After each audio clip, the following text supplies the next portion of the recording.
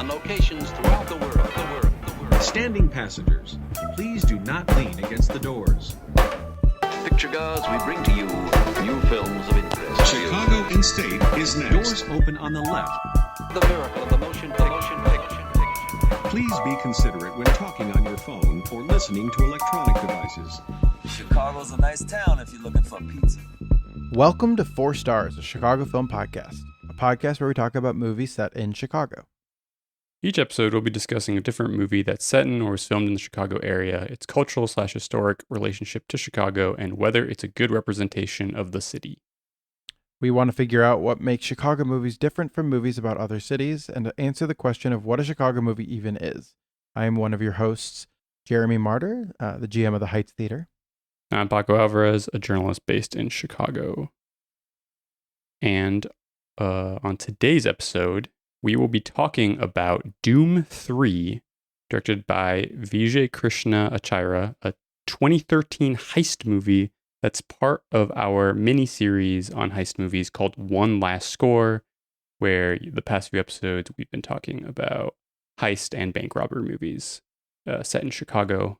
We initially didn't announce Dhoom 3, but then we discovered it and decided we needed to do it. Yep. And joining us on that episode later is going to be our friend Siri Chilukuri. But first, Paco, do you want to tell me a little bit about what was going on in the city in 2013? Yes. So, Dhoom 3, the third movie in the Dhoom franchise, was released on December 20th, 2013. And I guess that was probably Christmas weekend. Or Yeah. if Christmas is on a random weekday, they also still release movies on Christmas, right? Yeah, but there's the Christmas releases all come out the Friday before, and then they have some movies that come out on Christmas Day. Yes. So if you were, so in 2013, we could have gone and seen this. I'm guessing, what would we have seen 2013? Would it have been Django? Or was that the year before? Oh, that was the year before. That was 2012. Yeah. What would we have seen in 2013? Oh, I bet. What's the fuck? American Hustle. It looks like it was Despicable Me 2, Hunger Games: Catching Fire, Gravity, Thor: The Dark World, Frozen, The Butler, and Hobbit: Desolation of Smaug. Damn. A lot of movies that we did see.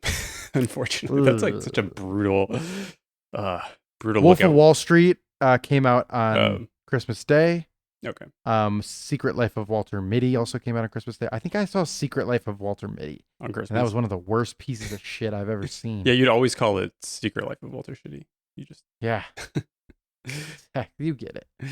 Anyway, so on December 20th, 2013, there was a headline in the Chicago Tribune that caught my eye, partially because the movie we were talking about today has a lot to do with banks and foreclosures. And the headline was, "Banks shed foreclosures, reap benefits. Charities vow to use homes to help poor, but often don't deliver." And so the article is an investigation by Chicago Tribune reporters into, there were all these homes that had been donated from banks to nonprofits for free so that they could renovate them and either rent or sell them to the community at like a low cost. And this was 2013, a few years after the Great Recession, but definitely America was still feeling the after effects.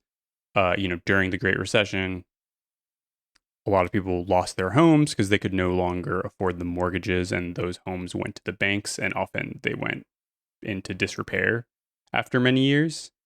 And eventually there was like this huge like lawsuit involving, I think, 49 states. I think one state didn't want to settle, but there was a huge lawsuit that essentially said that like all these major banks were like giving people or like providing mortgages to people that like they knew weren't be able to afford them. And that led to a bunch of foreclosures. And so banks owed $25 billion in reparations And one of the ways that they brought down that amount for themselves is by donating these homes. And so they could say like, oh, like they no longer have these blighted properties on their books, and they could be like, we're actually helping these communities that we affected by giving them to these nonprofits. But often these nonprofits were just like, like during COVID, when the government, instead of just providing COVID testing, they were like, here's all this money if you want to provide the COVID testing. So then there are all these like random nonprofits that just like popped up that were like in storefronts that were like super sketchy. Yeah. There was a sort of similar thing where it's like suddenly like there were all these like nonprofits on like the south and west side of Chicago that like were saying like we're like, hey, we're like going to provide homes for the needy, or like we're going to renovate these homes. And often it was like people who had like very little experience getting these homes from the banks, and then like either letting them continue in disrepair, or like doing a bad job of it, or just doing like all these like sketchy things. There were some like legitimate nonprofits. Like there were some like cases where like people were getting, nonprofits were definitely flipping these homes in like a positive way to the community. But the Chicago Tribune just found like a ton of like graft and stuff. Like often like sometimes like a nonprofit would get a home and like money to renovate that home, and then they would just like pay the director's like for-profit construction company to do the renovations. It was just like a lot of graft. Or like sometimes like they would put the home in the name of like the mother of someone, of like the executive director of the nonprofit or something. So there was just a lot of graft going around in a classic Chicago style. There's one guy who started a nonprofit who seemed to have like pretty much like no experience in doing like home redevelopment or anything. And there's a funny part in the article where he says, I got some arrests but no convictions. And then the reporters are like, it says here you were convicted for arranging a multi-kilogram sale of cocaine to undercover agents and were in prison for like 8 years. And he was like, oh yeah, that's been so long I forgot about it. Wow. Operation Silver Shovel again. Yeah. Ugly hell. What would we call this operation? I mean, I'm sure it had a name because if it was a federal prison. I guess I could look this guy up to see if what he's up to. But yeah, I picked this article because this movie is a lot about unfair true. Banks. Yeah, and unfair business practices. And it's interesting. This movie, the last movie we talked about, Cash, was also about like banks, sort of. And that movie had nothing to say about the recession. And this movie like kind of does, weirdly. Doom 3. Yep. Despite how funny and strange it is. But that is what was going on in Chicago at that time, just classic Chicago-style corruption. And here is our conversation with Siri Chilukuri about Doom 3.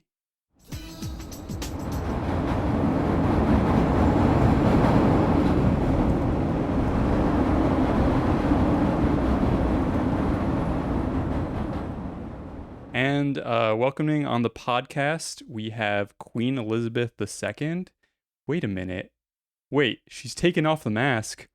Oh my God. Doom. It's Siri Chilukuri. Oh my God. Welcome back to the podcast, Siri. You just blew my mind. I hate that. I get the reference and I don't like it. Who would you excel at impersonating if you were a master of disguise?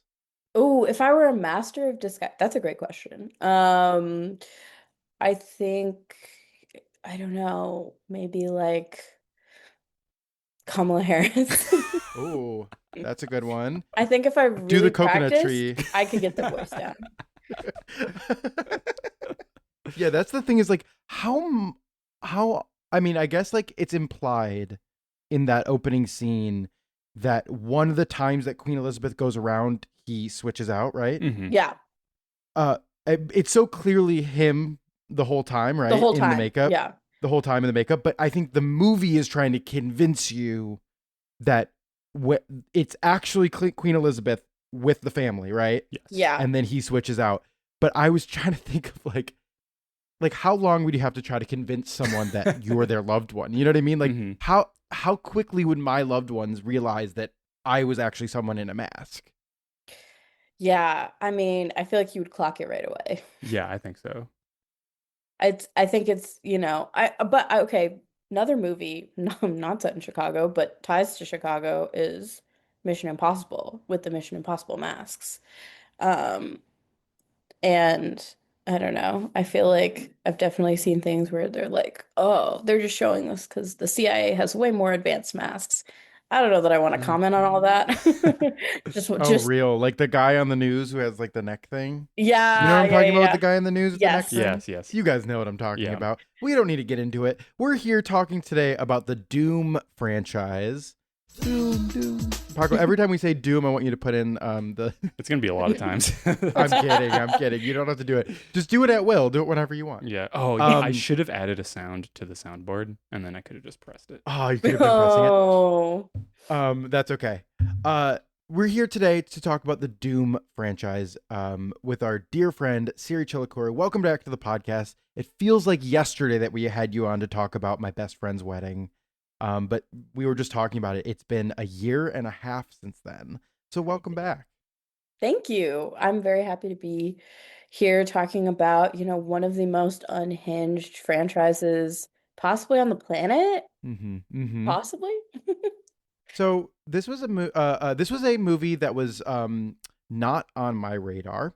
Mhm. That we had already announced our series to be Chicago heist films, and I believe that you told us about this film. Is that correct? No, I think Oh. I just like remembered You that told us, I remembered that there was a Bollywood movie set in Chicago. Mhm. right? And then Or was it during our Oceans episode? it was so during our Oceans episode, you asked That's what it Richa was. I asked Richa. if there were any Bollywood heist movies. She said no. And then I remembered there was a Bollywood movie set in Chicago. And I looked it up and I was like, wait, this looks like a heist movie. It's So a I heist movie. So I asked Siri, like, have you heard of this franchise? Like, are they heist Mhm. related? Got it. Okay, And so they that's are. what I'm mixing up. Paco told us that you had seen these movies, know these Yes. movies. Mhm. Can you tell us about how you started watching these movies for the first time, and then how it was revisiting them? Yeah, I watched them so the first Dhoom movie came out in like early 2000s. I want to say it's like 2004 or something like that. It's set in India. The kind of premise of the film is that there's this policeman, his name's Jay Dikshit, and he's really smart, but he, kind of keeps getting outsmarted by this like biker gang, essentially, that's like going around stealing stuff, doing bad things. And he bumps into this like kind of obnoxious, like a little dumb mechanic, but who knows a lot about bikes and like knows a lot about like this kind of culture. And so they team up initially in that first movie to take down a biker gang led by John Abraham. Uday Chopra plays the kind of like goofy, mechanic who's like super horny all the time. Um, Way too horny. One Way could too say. horny, way too horny. And what's interesting about Uday Chopra, he actually comes from like a pretty prominent like Bollywood family, like producer family. I believe his brother is Aditya Chopra, and he actually produced that show a long time ago, Grease of Monaco, that won like an Emmy or something. So, Oh. yeah, random. But yeah, Uday Chopra like only acted in a few things really. This and another movie called Mohabbatin. But the franchise was like super. And Bachchan, obviously, I mean, he's the son of Amitabh Bachchan, he's like one of India's like largest Bollywood stars, like most prominent in, kind of the 1970s specifically. Um, so they're both Nepo babies. I feel like I was just like doing some very Mhm. minor research and it seems like almost like all the stars in the movies are like Nepo related. baby. Yeah, Yeah. yeah. Yeah, Is absolutely. It's very hard for people who are not to break into the industry, and when they do, they're often pretty like hush about it. There's only one star that I know that's like pretty outspoken about how hard it is. his name's oh my God, what's his name? He was in Newton. Rajkumar Rao, and I really like him a lot. I respect him. But yeah, Bollywood is very much Nepo baby land, more so than And Hollywood, I would it say. makes sense that I mean, there's these long shoots. There's, like the production schedule for Bollywood films is Hmm. much longer. And there's kids of these people who are being raised on these sets. Hmm. I'm not making a pro Nepo baby argument here, but that's the thing about industry kids is, that's show business. That's the history of show business. It's always been like the actors breed actors, right? Hmm. And as these things make more and more money, that's when it becomes a problem, when it becomes legitimate nepotism. But a lot of the time, these kids are talented and they're Hmm. like singing and dancing from, the age of 5. Yeah. Like if we want to get into it, Buster Keaton is a Nepo baby, right? Whoa. So, I mean, no, they threw him around when he was 5 years old like a rag doll. So, Yeah, but and also fame in India is a very different beast than it is in the US. I think in the US, like US celebrities will tell you that it's bad, but I kind of feel like they don't really have a sense of scale of like what it means to be famous to a billion people and be surrounded by like thousands of people at your home every single day. I saw this like one video of Shah Rukh Khan, who's like the most famous Bollywood actor, and like all of these people like gather every single day outside of his house, and he's like standing in his house and waving to all these people. Like it's kind of like being royalty or like being the queen, like mm, of England. mhm. That's a really good point. Um, you mentioned Mission Impossible before. I'm Mhm. just going to lay out to you two, the 3 movies, and I think you guys would agree that these movies are responses to different trends. Mm. I think that Doom 1 is definitely a Fast and Furious riff, right? Doom 2 being a riff on the Impossible franchise. But I did want to talk about 3 because that's the reason we're here today, to talk about Chicago and the way it relates. It really weirdly, like, I think there's like a bunch of different references in all the movies, Mhm. but the one that I got, and I want you guys to agree or disagree, is The Prestige. Like, I've never seen it. Oh, it it feels like almost like the exact plot of The Prestige, but then put through the Bollywood filter of like, Mhm. now it's, it's its own story, Mhm. but taking like the bare bones. But do you guys have different reference points for these movies, or do you want to go through them one at a time, maybe talk it out, or Mm. I th- I think that yeah, the ones for 1 and 2 are very spot on. Um, 3 is kind of just it's hard to put in a box. It goes so many different ways. I would say it's kind of the most unhinged out of the 3. in Um, many ways, and yes. yeah. And certain parts feel kind of Mission Impossible-y, like like the stunt with the where he's like riding a motorcycle on on like a single rope so cable. cool. Hmm. So cool. It And makes sense, and that's how you get to the Cottage Grove Green yeah, Line Green stop. Line stop, Yeah, yeah, obviously. And yeah, so very that enough. felt very like Mission Impossible-y. I think the part about like this, no spoilers, I guess. But the kind of secret twin, that just feels very typical Bollywood. I feel like they love a secret twin. Okay. Um, Mm. That, I guess, spoiler alert for The Prestige. I think that's the thing that they steal from The Prestige. But if it's mm, also a okay. Bollywood thing, then maybe not. I think the magician thing is also what. The magician with the secret twin Hmm. reveal was maybe, and the reason why I went there is like, I was like, well, so much of the iconography of Chicago at that time is based on the Dark Knight. Mm, And it so felt very true. much so like the action shooting going into Whacker, stuff like that felt Dark Knighty, It Definitely. but felt then very with the Dark Knight-y. plot of the Yeah. Prestige. So I was wondering if that was anything you guys were catching up on, or Definitely catching The on. Dark Knight. I've not seen the Prestige, but they Bollywood rips everyone all the time. And they do it well, so that's why, well, this I don't know if I would call this well, but I would say like they did a great riff on like When Harry Met Sally, and it's called Hum Tum. And it's basically like all these, they keep meeting in airports, and that's kind of like they meet in airports or they meet through like friends or family in all different places. So instead of like being in one place, like they're all over the place. Um, and so that is, I think, like that's where that's the first movie that I was like, oh, Bollywood stole this. So I think that like with Dhoom 3 being, riffs on like different films, like very directly lifting, I see that. It's very common. There was a My Best Friend's Wedding Bollywood version, correct? Yes, yeah. It translates to My Best Friend's Wedding. Nice. Yeah, I feel like Wait, sorry, 1 second. Is that rain is like, do I need to move? no, it's totally fine. Can you hear the rain Okay. from on my end? No. Okay. Can you hear the tornado on my end? No. It'll just We're add to recording this under threat of tornado. I want the Under the threat listener. of tornado and I thunderstorm. want the listener to be thinking about that as like we're live reporting on site of a tornado. Yes. Yeah, me too. Is there a tornado watch in Minneapolis? No, but we just got a major storm that just whipped through. All the stoplights are out.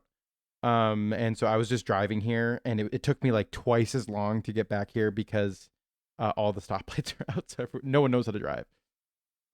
I'm like, did they not just automatically turn into stop signs when the stoplights are out? That's what you would think that's the law, so that's what everyone should be doing, and nobody knows that. So. But yeah, I was definitely doing some Zoom style driving to get here. There you go. Bring it back. I feel like Doom 3, so it comes out in 2013. It was filmed in 2012. You brought up Mission Impossible. Some of the stunts felt really like, reminded me a lot of Mission Impossible Ghost Protocol, which I think was 2011. Yes, the running down the side of the bank. Yes, exactly. Yeah. Also, Totally. I think parts of Dhoom were filmed in 2011. I don't know that you would see that on any official sheet, but my uncle saw when they were filming in 2011 in the summer. Okay, wait, we have a breaking news. Breaking news. Do you want to shout out your uncle, or do we not? Yeah.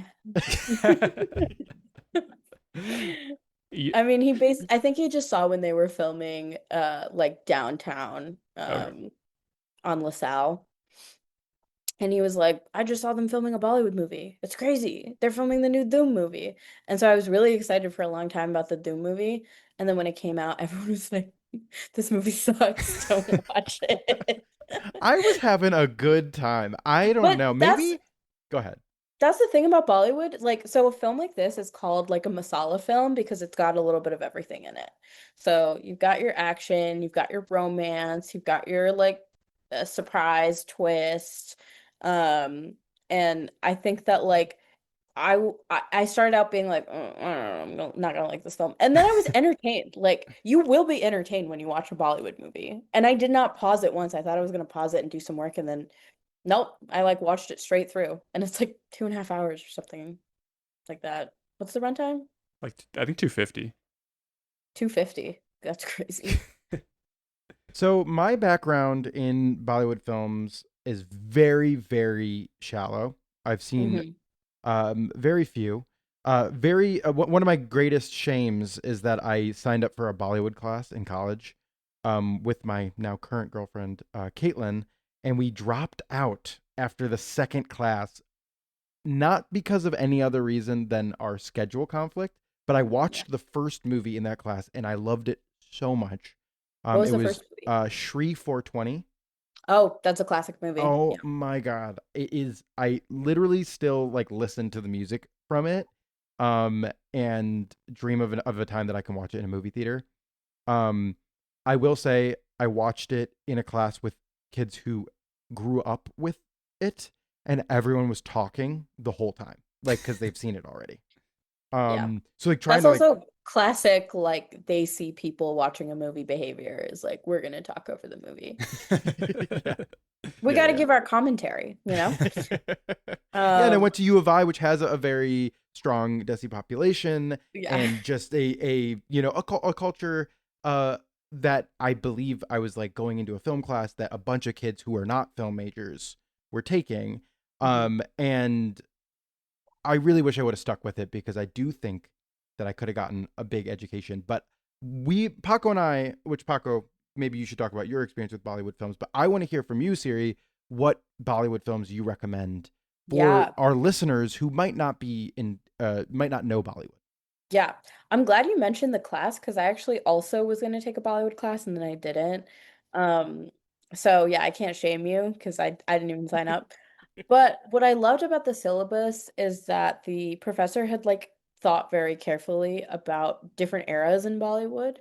And I'll never forget this. Like she named the sort of the era of like the 2000s to the 2010s. Like I think the era in which this movie was made as like the glamour fetish period. And I thought that was a really interesting turn of phrase that is super accurate because there's no real problems in Bollywood movies. Like most of the time they're not tackling, they might have like, poor girl, rich boy dynamics, but they're not tackling like some of the very real issues in Indian cinema. Even if you think about a film like Silsila, which came out in 1981, which I do recommend, which Silsila means affair. And it's about, sort of like the sticky situations that people find themselves in and why someone would have an affair. And this was like a pretty huge film for the day. It wasn't like some rinky-dink, kind of like operation. So I think that's something I've noticed is that like Bollywood movies like they've gotten way more campy and I think, oh, here we go, that's the emergency alert. Um, Well, we so we got to get the timely. sound on mic. Yeah. Um, but I think in some ways they've gotten a little meaningless, and I think that's for probably for a lot of reasons that we could talk about. But anyways, of this period of films, I would recommend Kuch Kuch Hota Hai. I think for most like 20, maybe like 25 to 32-year-olds, this is the iconic film of our youth. Like we've all seen it. We all reference it pretty regularly amongst each other. Um, and it's very outlandish and a little at times you're like, and what is this plot and where are we going with this? Um, but I would say with Bollywood films, logic doesn't apply, especially post like 90s and post 90s to like 2010s. Like a lot of those films, they just logic doesn't apply. Just enjoy it, just have fun. Yeah, Silsila is definitely one actually this is kind of like a dark horse. Well, it used to be a dark horse, but I think we've had a renaissance of love for this actress named Rekha, who's in Silsila. She's in this other film, Umrao John, which is about a courtesan, in like I don't even want like maybe 17th century in like the court and sort of how like love affairs were conducted in this way where you can't like a courtesan is someone who is like ostensibly kind of similar to a sex worker but not really and how is sensuality like portrayed in this way where you can't really be direct and I think it's a very beautiful very sad film um and then I would recommend Hum Dhoom. I think it's fun. It's cool. Saif Ali Khan plays like a very much a man-child, but in a kind of endearing way. Um, and Ronnie Mukherjee, who's the lead for that film, like I feel like me and all my friends had crushes on her growing up. She's very beautiful. So yeah, those are just a few that I recommend. And also, Three Idiots, which is pretty, I think it's well known by people who don't follow Bollywood. Amir Khan, who's the main guy in this film, that's kind of one of his best performances. And what people don't know is that his character, his like genius inventor character, is based on a real climate activist um, in Ladakh in India. And also that climate activist was jailed and is being smeared by the Indian government right now. So that sucks. But Oh, interesting. yeah. So I feel like I was just looking at Amir Khan a little bit mhm. the other day, and he seems like to be sort of politically outspoken in some ways. Yeah, he definitely is one of the more politically outspoken folks. I think we've seen kind of incredible censorship and self-censorship of actors in the last 10 years since BJP has taken power. Because I'm honestly not unlike, because wasn't Steve Bannon like a Hollywood producer at one point? Probably. Or like um, worked with Hollywood producers. You'll have to fact check me on that, Paco. But BJP is very intertwined with Bollywood. They're very like there was this big event, I can't remember what it was. Maybe it was like it was some sort of like anniversary that was like big for the country. And the BJP got all these like Bollywood celebrities in to kind of like do their bidding. And it was, yeah, it was feeling very, there's this term called like Jingostan, which is kind of like very like Jingo is very much the term for like propagandistic in India. Um, Great movie that everybody should watch. Gully Boys. They have a song called Jingostan. Uh, yeah. That's me just rambling. It's a great list. Hmm. And maybe we can sort of put it into a series recommendations. Yes. Post it on Instagram. We will have to. You will have to send us the titles because. Yeah, absolutely. Yeah. I know you can't spell that. Yes. Steve Bannon was a Hollywood producer for a while. He made a ton of those like right wing documentaries that just show up in like like Mhm. Clinton Cash, Occupy Unmasked, stuff like that. Normal and chill movies that we all agree with. Yes, all Yes. movies that we will cover on this podcast, I am sure. Oh, interesting. He produced Sean Penn's directorial debut. What the hell? Not surprised about that. Or maybe I am because he did Milk. I'm a little surprised about that. That's not really Sean Penn's vibe. Sean Penn has other yeah, he's fucked up very like stuff. humanitarian. I'm a good guy. Like Everybody should I'm gonna love go fight Putin myself. Yeah, he melted down his first Oscar into bullets for Ukraine, and then For they gave him a Ukraine. second Oscar. He doesn't give a shit about that. Yeah. So the Doom franchise, from what I gather, is not necessarily considered like the highest brow of. No. Are there like different like tiers of Bollywood cinema, or is there like could you like explain those a bit? Yeah, I think there's so I think the landscape now is a little bit different from when the movie came out. I think when the movie came out, you were seeing a lot more of movies like of the Doom ilk. I think honestly, like Netflix has been a pretty big uh force in like getting smaller independent films out there and like more TV shows. Which is an interesting thing to say just in the context of like how Netflix operates in the US versus how they operate elsewhere. Um, but I definitely feel like these films that are more about the middle class, like my mom calls them slice of life films, are have been more prolific starting like 2016, 17. You see actually that actor that I'd mentioned who's not a Nepo baby, Raj Kumar Rao, act in a fair amount of those. There's another actor, Ayushmann Khurrana, who acts in these like slice of life. Like it's just like about a regular guy who's trying to like get a girl or a regular guy who's just trying to like make it through the day or like even in like an action film, like there's a film called Loot Case that's on Netflix that I watched a few years ago with my family.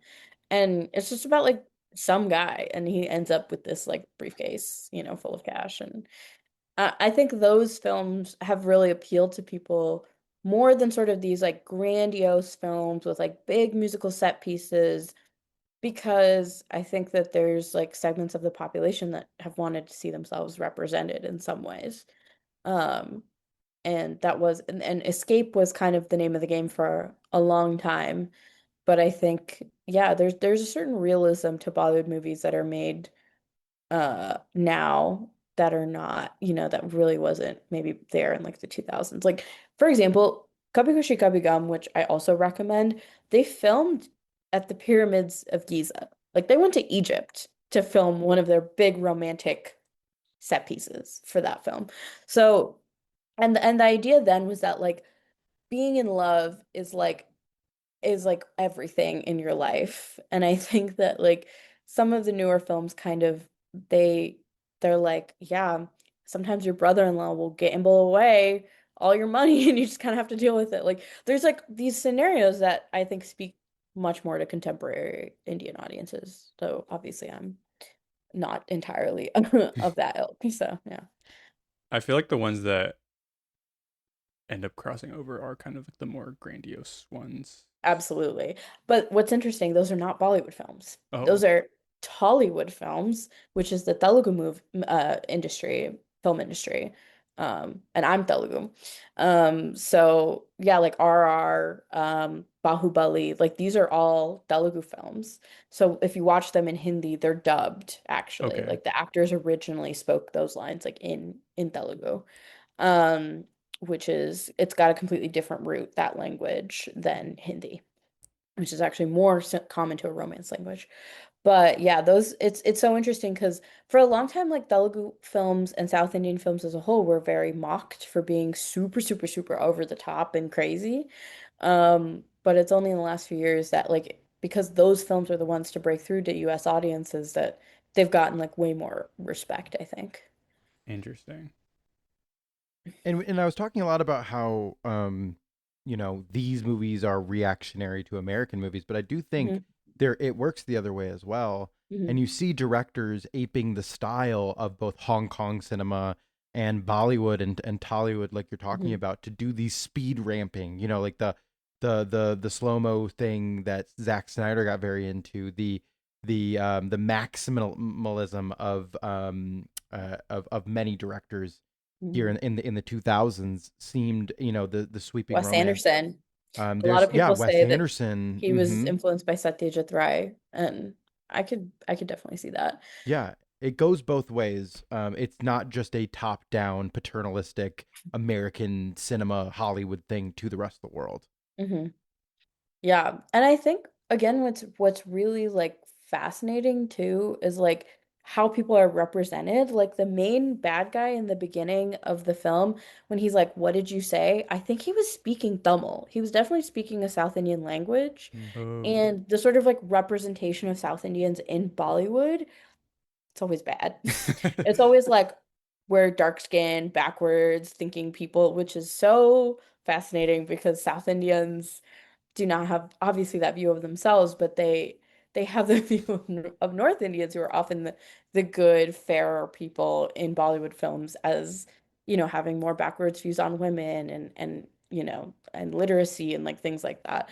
Um, so yeah, there's definitely a lot of complex dynamics that come out.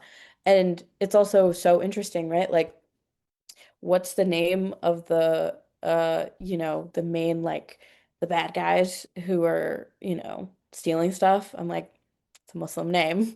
It's like, what's the name of the good guys who are like the cops? Like a Hindu name. So like community like comes into these movies.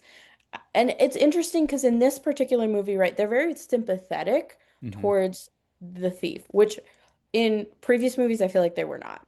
And so I think the second movie was like he looks cool, but you don't really know what he's doing it. But he gets a And sympathetic ending. yeah, I think it's definitely a sympathetic ending for two.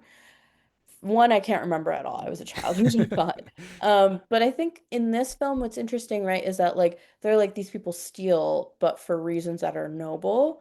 And I think that's a reflection of like at the time, like how people I think were thinking about, different types of people and sort of what conditions might be.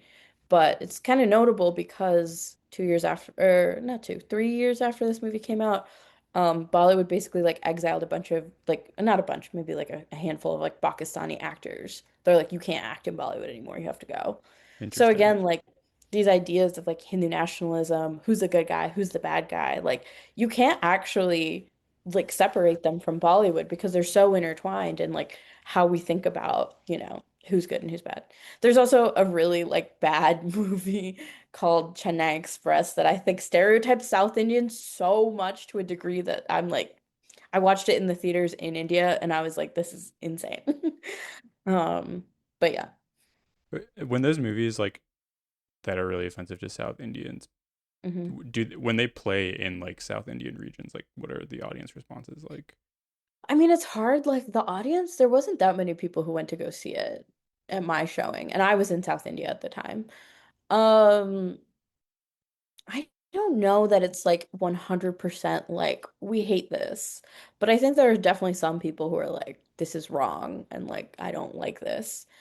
But I think it's hard because it's like there's the power dynamics aren't necessarily like it's not like North Indians have all the like power and the like they have a lot of power. I would say they have a lot of power, but then also like South Indians like have a lot of wealth and more increasingly power.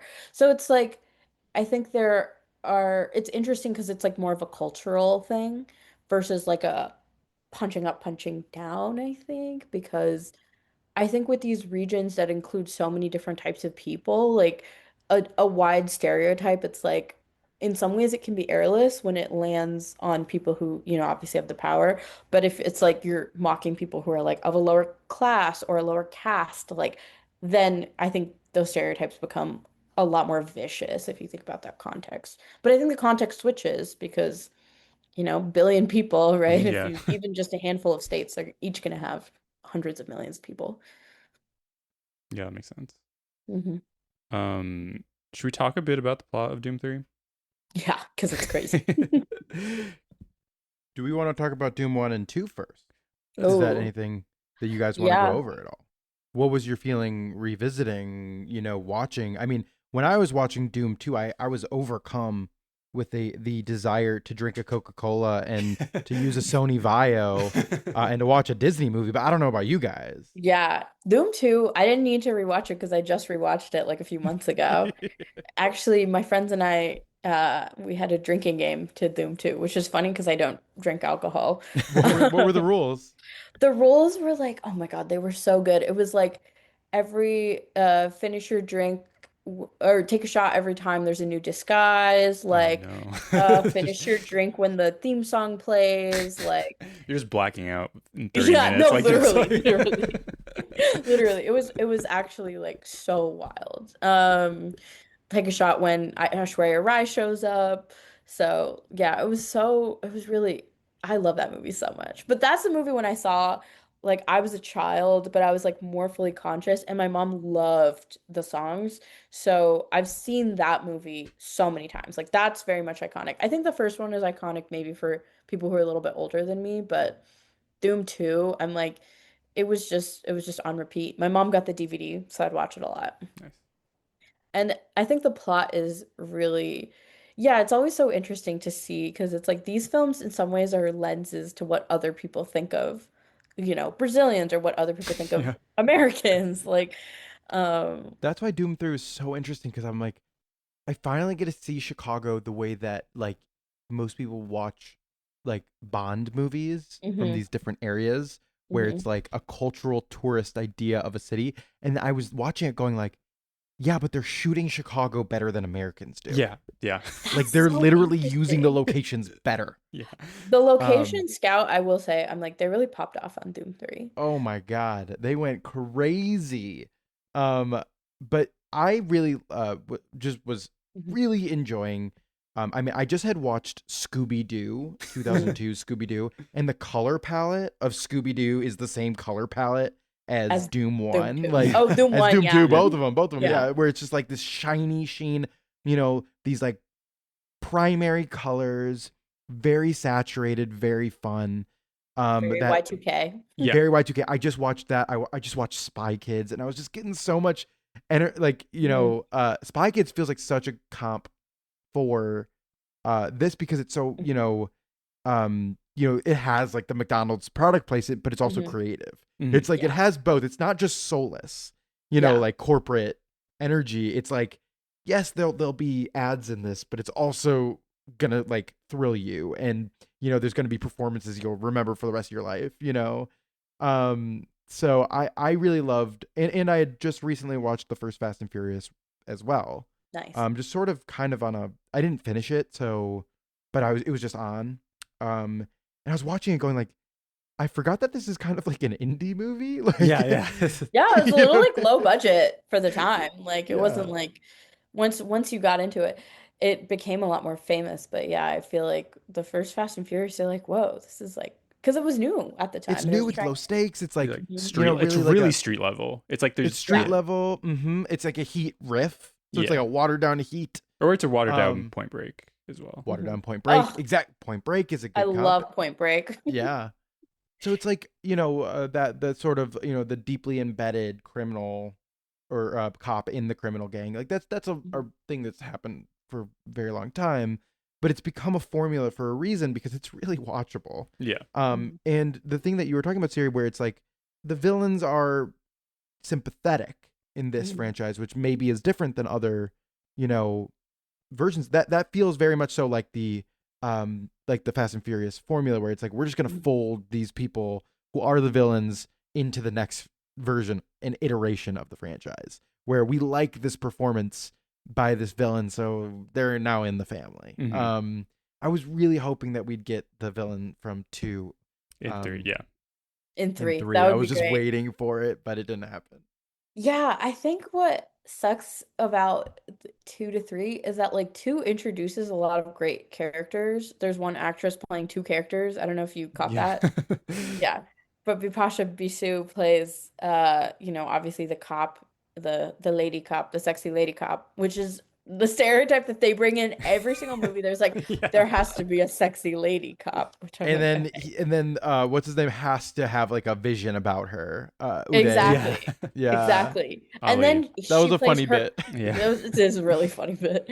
And then she plays her cousin, who's Yes. like the Brazilian version, who's like showing them around, and I was like, yeah, great acting. But I think what's great about that film is that the songs were pretty iconic, and like people will play the songs just on their own, which is true of many Bollywood movies. But I think the most iconic thing about the Doom franchise songs is that they were played after Zoran Kwame Mumdani won the mayoral New York City mayoral race. That's incredible. In the moment when it was happening, I was like, are they? And I was with my friends some of whom are, a lot of whom are Desi, and they're like, he's playing Dhoom Machale. And I'm like, what's happening? It was crazy. It was like such a crazy moment because like Dhoom Machale, I don't really speak Hindi, but I think it means something like, let's go, let's get rowdy. Like, that's kind of how it's been translated. And I'm just like, oh my God, he's literally like we rewinded it and we played it 3 times because it's like I would get shivers down spine. I just never thought that like someone who's mayor of freaking New York City would play Dhoom Machale. Like, there's so many things that Zoran does where it's like I can't believe the mayor of New York City, like America's mayor, is doing this thing right now. And it just is refreshing that thing is not like something we're all rolling our eyes at. It's like versus like Eric Adams. Yeah. Like, exactly. oh my God, I can't believe the mayor of New York is like sexually harassing Z-Way on her show. Right. I can't believe the mayor of New York City is like walking out to Imagine Dragons. Like that's his vibe. Yeah, versus like I think he was also wearing Zoran was wearing a Arsenal jersey to like Eid celebrations. I'm like, this is multiculturalism. This is the future that liberals want. LOL. Yeah. It's been finding out about this franchise, getting into it, watching the films back to back. Like I really felt myself getting involved with the characters. And I tend to like a movie with a formula. Like as fucked up as they are representationally, I'm fascinated by the James Bond movies. I really love the location shooting. I really love like knowing exactly that a formula's coming, that a new gadget's coming. That the Pierce Brosnan era especially. But what's wrong with the James Bond movies? Yeah, what's wrong with them? Is there something Nothing. There's nothing wrong. that happens? No, I'm sorry. You're right. You guys can't be a spy these days. I think it's a great representation of women and their ability. Women, different cultures, the way we act, what Britain's place in the world. Perfect politics. It's perfect, actually. It's amazing. That was one class I did not drop out of. One of my favorite classes in college. Sorry, you dropped out of the Bollywood class, but you stayed in the but James not the Bond British class. cinema class. Jeremy, why are you British cinema admitting class. this? It wasn't a British cinema class. It was a critical lens of James Bond, and it was a fascinating class, and I loved it. It was a freshman year class for me, and it was kind of one of those like, we'll allow it. Yeah, you know what? This is looking bad. I love that era of American filmmaking as well. That is so like it feels like an Aquafina commercial. It feels like a perfume ad where there's these like visual stylists. Like and I love watching like the worst versions of what we just watched. Like Hmm. I'll watch Catwoman, like Yeah. that trash. And so it's like this is like a good movie, like a legitimately good movie compared to that stuff. And it's Yes. like I will watch that stuff as like cuz it's aesthetically fun. Hmm. But this was like I was like legitimately following the plot. I was getting swept up in the romance. Like, yes, they're goofy. They're not like they're deeply unserious at times, Hmm. but I think they're very well crafted and watchable. I like that critical scenes in this movie took place at Six Flags. Yes. I'm just like, this is the first time I've ever seen Six Flags depicted in a movie about Chicago, which is kind of That's crazy. that's so Chicagoan to be like. I mean, maybe not every Sunday I get on the train and go to Six Hmm. Flags to Also, the Gurney. route is wrong. I'm The like, you're route is wrong. taking Well, the your like, twin does, but yeah. Yeah, your twin. Your twin, Jeremy, every week goes. My twin does. I mean, that's absolutely true. And you don't know which one I'm talking. Who's talking right now? So exactly. I will say like I haven't seen a Raging Bull like reveal like Reference. reference in an American film. Yeah. Like they get it. Never. Not once. And Yeah. Paco's hinting at it, but there is tricky territory in Doom 3, which we could talk about, where there's the reveal in Doom 3 is Let's set up the all plot right. first, but I do want to Mhm. bring up one thing just before we stop leaving from Doom 2. Doom 2 has one of my favorite movies maybe in cinema history, which is Cars. when that's a really Sorry. you see the movie Cars. When what's it, the bad guy's name is A, like just A. Arian. Yeah. Yeah. When he has like the thing with the female thief, and Yes. like Oh, sure. You're right. yeah, Mhm. and she like takes off her uniform, and the song just Yeah. goes sexy lady on the Sexy lady on the floor. floor. Incredible. Genius. Stunning. Yeah, And then that's Jaw the song dropping. Crazy Kiara. That's my mom's favorite that's song. awesome. That scene has so much sexual tension in it. It Like does. so much staring long stares, Yeah. Yeah. Um Doom 2 rocks. Like I Yeah. would Yeah. watch that tomorrow Yeah. I again. think it's probably the best one, I think it's the Absolutely, best one. absolutely. Yeah. And it has, I think, Doom 1 and 2. I mean, they have the same director, and then Doom 3, they got Hmm. another director. And they have, Hmm. like, their visual styles match a lot more. And I feel Yeah. like with Doom 3, if we to transition to that one, I feel like the budget got bigger, and it kind of, you can see like, they're transitioning to, like, I feel like it was maybe shot on digital. Like, it just has more of, like a prestige kind of digital sheen to it. It does. And if the color grading in movies that are set in global South countries is more yellow, you can see them color grading this movie more blue. It's really Yeah, funny. that's a really good point. Like differentiating the scene set in India versus most of the movie in Chicago. And I'm like, once they come to Chicago, it's way more It looks blue. like a Transformers movie. No, Yeah. exactly. And I'm just like, this is hilarious because we always talk about it one way, but I Mhm. mean, it exists the other way too. Yeah, there's a funny scene where they pretend that where they're like supposed to be in Chicago on that building, and it's just like clearly Clearly Mumbai. India. It's Yeah. clearly India.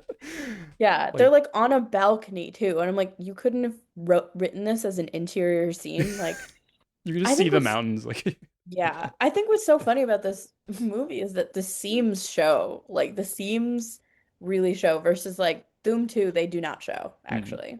no. It's like a better film, like as like a whole entire product. Mhm. But I think there are parts of Doom 3 that are like because we spend so much time with the brothers that are thieves, like you gain a lot more empathy. And also, I think it's important to point out, like, at this point in time, Amir Khan, he's most known for his role in a film called Gajni, which is like a super intense film. I can't remember either, like someone kills either his wife or his daughter, and then he goes on like a rampage and kills everybody who's like involved in this, the Like a criminal. Rambo style. Yeah, very much in that style. And he was really praised, I think, and it came out before this film, for that like intensity. And I was like, it was so funny while I was watching the first half, because I'd never seen this film before, because everybody Mm. told me it was super bad when it came out. I was like, wow, like he really is kind of channeling that like gudgeony intensity, like. But then I'm like, but Doom is supposed to be kind of fun, right? It's supposed to be like kind of funny. So I'm like, where's the fun and funny parts? And then they kind of came later with the reveal of the brother in ways that I think, you know. Yeah. So my question for you guys to start the plot: Chicago, 1990. Yes. Mhm. The Great Indian Circus would do great, right? This is like the era of Cirque du Soleil, Cirque du Blue Soleil. Man Group. Yeah, yeah. You know, what's the one where it's like the original, like China as it was original, like Shenyun. what's that? Oh, Shenyun. Shenyun. That's more Like, recent. That's more Mhm. recent, but like that was an era where those things were getting Yeah, popular. Lion King Mhm. on like the On, live yeah, the exactly, live the one. Broadway Yeah. And version Ringling where you're like, Circus was still around. Ringling Yeah. Circus, yeah. I feel like yes, we need the. I love having American banker villains. That's great. That's Texan. great. The classic Texan Chicago. Chicago Yeah, the Banker. classic Texas Chicago accent was taking me out. American bankers. Yeah. But I do think that their business succeeds. If given a fair shake, if they didn't have an evil banker. I'm like, Um, how do you rent the Shed Aquarium Yeah.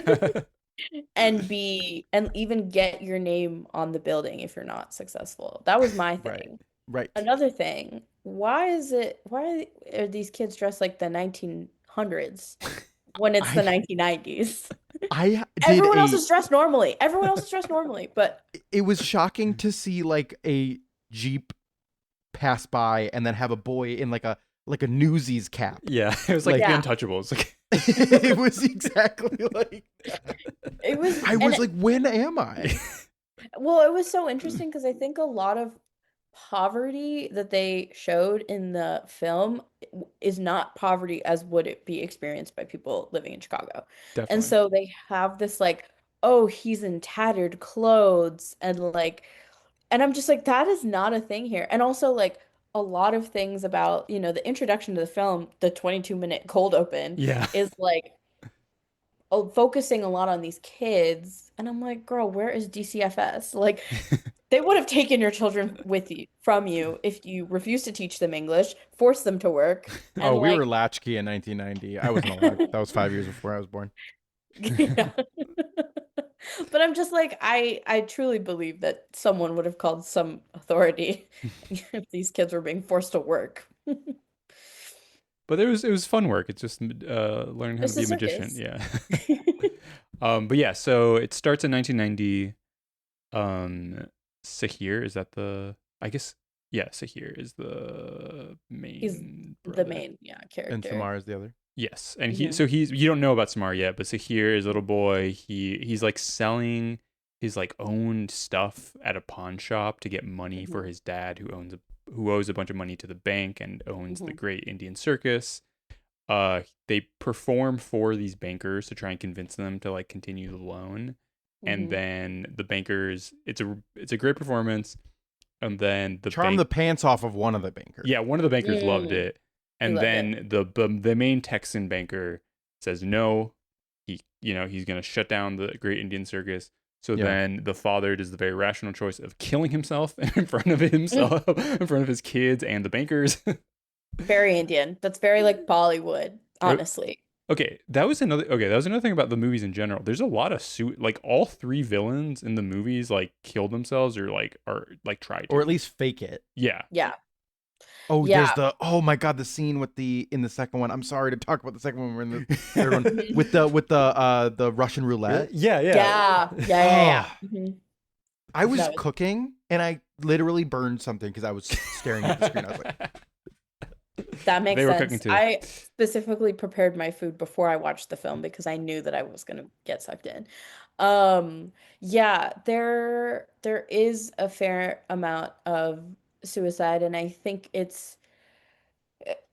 because there are people that really struggle, obviously, to make enough money, and then also like gambling addictions and like there's definitely that kind of the idea that like if you couldn't provide for someone in these movies, right? Like in general, like if you can't provide for someone, like it's a dishonorable thing. And like, if you're not an honorable person, then but then also like life is very sacred in obviously all religions, but in Hinduism especially. So it's really interesting. It's just like, yeah, this thing that is not definitely talked about with as much care as we should, because I think the kind of sanctity of life conversation people can be very callous sometimes when discussing suicide. And so I think it's so interesting that it is a pretty common theme in certain Bollywood movies. Um, and yeah, and then it just happens, and you're like, holy shit, what just Yes. happened? I thought it was gonna be like a magic trick. Like I didn't think he was actually gonna do it, and then he. No, I knew he was. I knew. Yeah. As soon as they were like, no, I was like, yeah, he's probably gonna. So then Sahir kind of dedicates his life to getting revenge against the bankers. Hmm. You flash forward to him in modern times, and he commits like a. We don't really know what the how he does the heist, but he like Hmm. blows up the bank building, the Western Bank of Chicago, and Hmm. like is running down the side as like money like flows Hmm. down onto, and then like there's like a homeless guy who gets a bunch of money and tries to give him the money too. Hmm. And then he does there's like an awesome bike sequence, the first of three, I believe, bike chases throughout Chicago. There's some whacker stuff. It's great. And then you get the scene in India with Jai Dixit and Ali, where they're like Hmm. fighting, where they like every movie starts out with them, or I guess like 2 and 3 start out with them like just fighting like a random gang. Right, like Yeah, they're random they're gang. deep up in shit and they have to get out of it. Like Yeah, it's Hmm. awesome. yeah, I love that. And then they're for some reason they are the people chosen to come get this like bank robber, even though because he's spray painting in Hindi, right? Yeah, yeah. I thought he was like burning into the Yeah, Oh, I he bank think burned vaults, into the he's burnt. vault. Okay, yeah, into the yeah. vaults in Hindi. Yeah. And they're like, we don't know anyone who speaks Hindi. Let's go to India. In Chicago. In Chicago. Not Yeah, and like there's just this anyone speaks Hindi in the United States. right. We need but I guess he's like an internationally known cop at this point because he's already Yeah, because he's already done. He's kind of the James Bond of yeah, yeah. Yeah. In a The way. Doom universe. Okay, another thing about Doom 2. Sorry. They go to Brazil. They do that before the Fast and Furious movies. Cuz Fast Yeah. 5 is like 2011 talking about what we were talking about or where 20. it Yeah. yeah. Yeah. Because it really reminded me of Fast 5, but then I was like, "Wait, but this is actually before that." Before. But yeah, so they're having fun in Chicago. They meet a beautiful cop A sexy who lady cop. sexy lady cop who Ali Party on the fall dance floor. who immediately falls in love with. It turns out that she already knew Jai from some conference that they went to, like a police Yeah, conference. police conference. um, Also, an unfortunate thing is that Sweetie's not in this one. His wife. Yeah, I'm like, where's Sweetie? His wife. She's like the best one, but I don't know if this has anything to do with it, but I think the actor, I think he got together with Aishwarya Rai in real life. yeah, yeah, after the second Yeah, one, right? he So did. Yeah. I wonder if that has anything to do with it. I don't know. So they're on the case of this mysterious bank robber, and then Sahir does the awesome move of turning himself Mm. in order to like he says like, oh, I think I know who the bank robber might be. It's like this clown that I used to know at the circus I worked at. And Hmm. then they give him a tour of the bank for some reason so that he can like Hmm. scout everything out. He's And casing then the joint, yeah. he's casing the joint. And then while he does a performance for the Great Indian Circus, uh he the bank is robbed. But how is that possible? So that's when the reveal comes in that he has a twin brother, and the twin Mm. brother has, I think, autism. Yeah, It's a very sensitive portrayal definitely. of autism, by the Yeah, way. it's really. They wear an Avengers shirt with a hoodie over it. That's accurate, okay? Yeah, yeah, definitely the portrayals of disability. And what's interesting is I think Amr Khan himself has also portrayed another person kind of similar to Summer, in another film where where he was the film was about disability. And I think it's it definitely doesn't read great here. I think there is a sense of I have a family member who lives, in India and is disabled, and I think there is a sense of infantilization that kind of trumps like the US kind of ableism in terms of infantilization. Um, in a lot of ways where it's like there are certain things about like the ADA and there's certain things about like, you know, uh, EEOC and like discrimination where it's like it's not perfect, but it is like set in law versus I think in India, my understanding is that like a lot of the ways that I've seen disabled people treated is like eternal child, like forever. And so I think like his portrayal kind of feeds into like I don't know if it's either like a portrayal of a person that he's specifically met who's like been infantilized their whole life. Also there's kind of more ideas too about like a disabled person can never get married, so that person would never date. And it's like, well, this person can never get married because they might get taken advantage of, which is which is a real thing, but it's like the landscape is so different, I think. And so I think that portrayal, like for me, I mean, definitely was like not great, but fed into more ideas that are not US centric, if that Yeah. makes sense. I feel like the American representations of autism or being on the spectrum are like very much so based on like the Rain Man, Hmm. like oh, they have special abilities, like Hmm. like sort of idea. Um and get worse and worse as time goes by because like Rain Man we can criticize, but Hmm. like that is legitimately a movie that's trying to grapple with and is sensitively portraying, and there's stuff about it that's really messed up.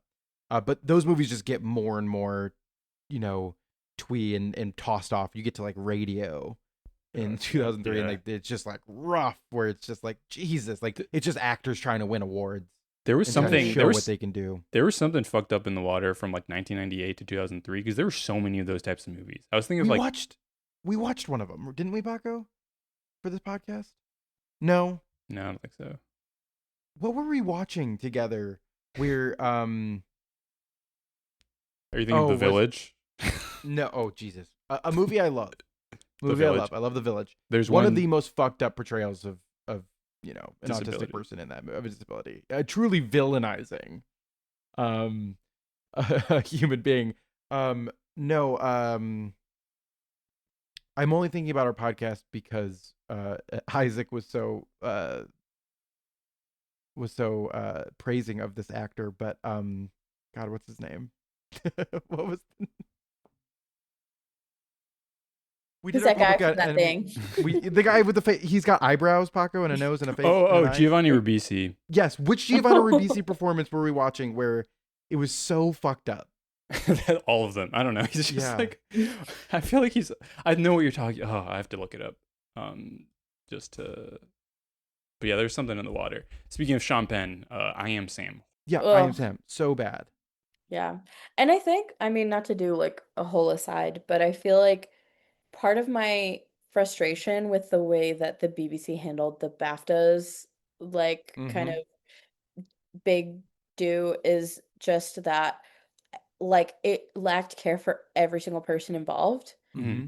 And I think there is the sense that like if your disability does not offend anyone, then we can, make movies about it and like, really uplift you in ways that also might be like really harmful if we're like, you're so brave for just like existing in bodies that like, a lot of times are in pain and just, So, um not to defend this movie, mhm. but I do think that like on the range of movies that deal with the subject, I think this is squarely in the middle. I It's in the think that middle. like there's Yeah. there's there's things about it that are not perfect, but I Hmm. do think that the movie attempts to be like um you know his brother's putting him in a box. Like that's Yeah. Literally, textual. like quite literally Yeah. is putting Quite him in a literally box. putting him in a box. Yeah. Literally. And I think it's also like very like log kya kahenge, which is like a Hindi phrase that translates to like what will people think? And Mm. so that sensibility of like disabled family members or people to be hidden away, which is exactly what this film talks about, like is a very Indian sentiment, or that like if there's a disability, we will try to hide it or we'll try to just not talk about it. Um, and I think in that way was kind of profound, this movie. More profound than others, that, we kind of just mentioned. Um, there's definitely still problems with it for sure, but I do think that metaphor being like a literal thing is very indicative of how, people who are disabled are treated. Yeah, I feel like you the thing like some you brought up that it can be in India can be really infantilizing towards like disabled people. Hmm. Um I feel like something that the movie gives him that not even a lot of American movies don't give people is like he's able to like fall in love and like they're like him like the romance aspect is really important to Hmm. his character. And I think like that's not like it's treated in an adult way that I think like a lot of movies like wouldn't otherwise. But then there's like so many jokes about like how he can't like tie his shoes and like other Hmm. like or just like his whole like physical performance is insane. Like Yeah, the physical performance is pretty crazy. I think Yeah. that Amir Khan was trying to differentiate between this like cold, calculating, like somewhat unfeeling brother to another brother that like has this physicality of sort of like, but then it's like, okay, he's autistic, but he has some sort of tick. Like he has the like tick mhm. where he The neck and but like is, it's scene to scene the performance is not consistent. No, no, It it's definitely feels not. it feels a little bit like he remembers to do it. Yeah. definitely. Yeah, it does feel like he remembers to do it versus like a more naturalistic performance. Mm-hmm. But I think like what is a decent performance is that like Summer and Tahir are like separate people, and you can tell that they're separate people Yes. based on the way that Amir Khan is playing those, those roles.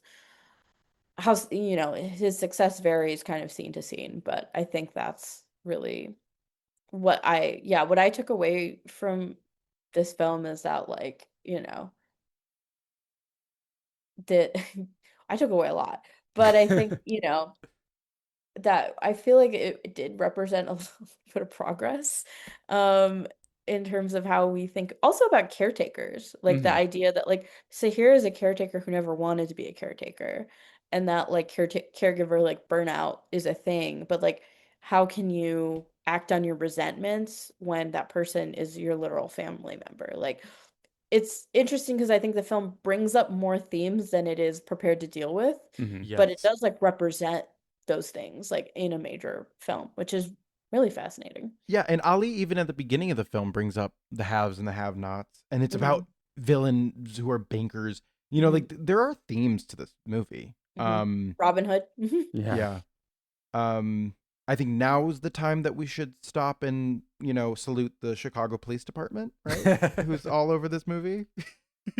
They Yeah, actually got the Chicago Police Department's approval. It's so clear. well, what's so interesting is like, yeah, it is pretty accurate. Like their depiction of like a white shirt versus a blue shirt and like them only talking to the white shirts. I'm like, that's accurate.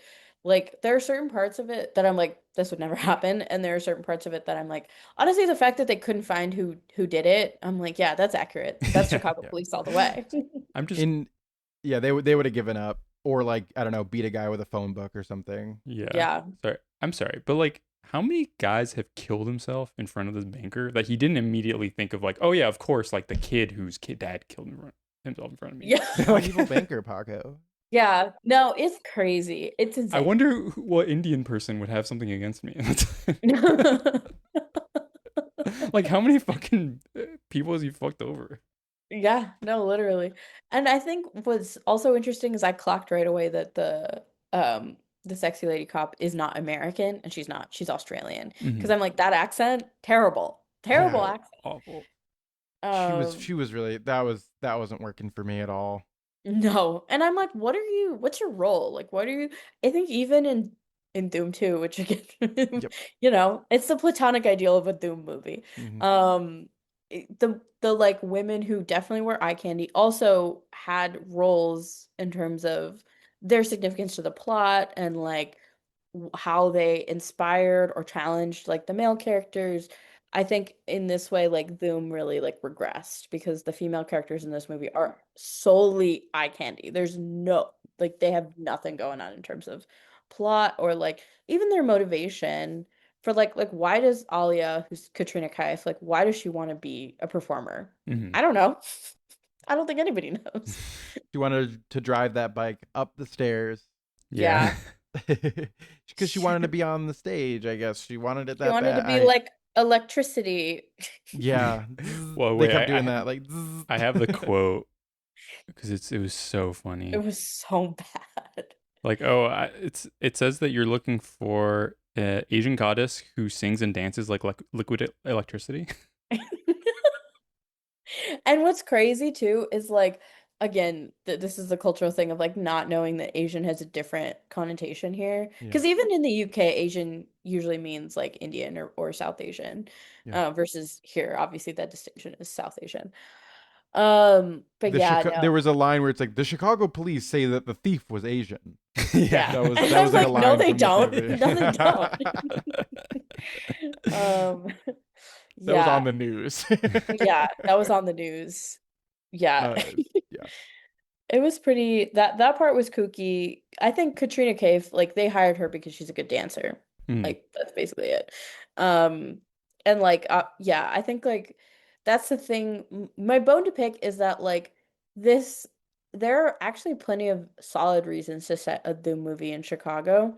And I feel like this plot was just a little too contrived for Mhm. me.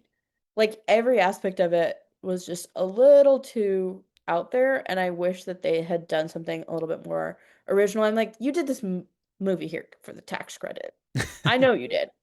Like I know you did, but I want you to act like you care a little bit. And the thing is, I think great utilization of filming location. Like it did film the city great, but well, very well. But I don't think it incorporated the character of the city into like I'm like for the characters, I think this movie could have happened in anywhere. It could have happened in Mhm. Mumbai. It could have happened in like Los Angeles. Hmm. And it wouldn't really made a difference. But Austin, Texas. There's like it's just like America. It's it's Chicago America. as representation for America. Yeah. But like we were saying, like the use of the Chicago scenes. Like I've Mhm. never seen um a boat chase on the river because you No. wouldn't do That that. was so good. That was But it really was so good. Like it's Yeah.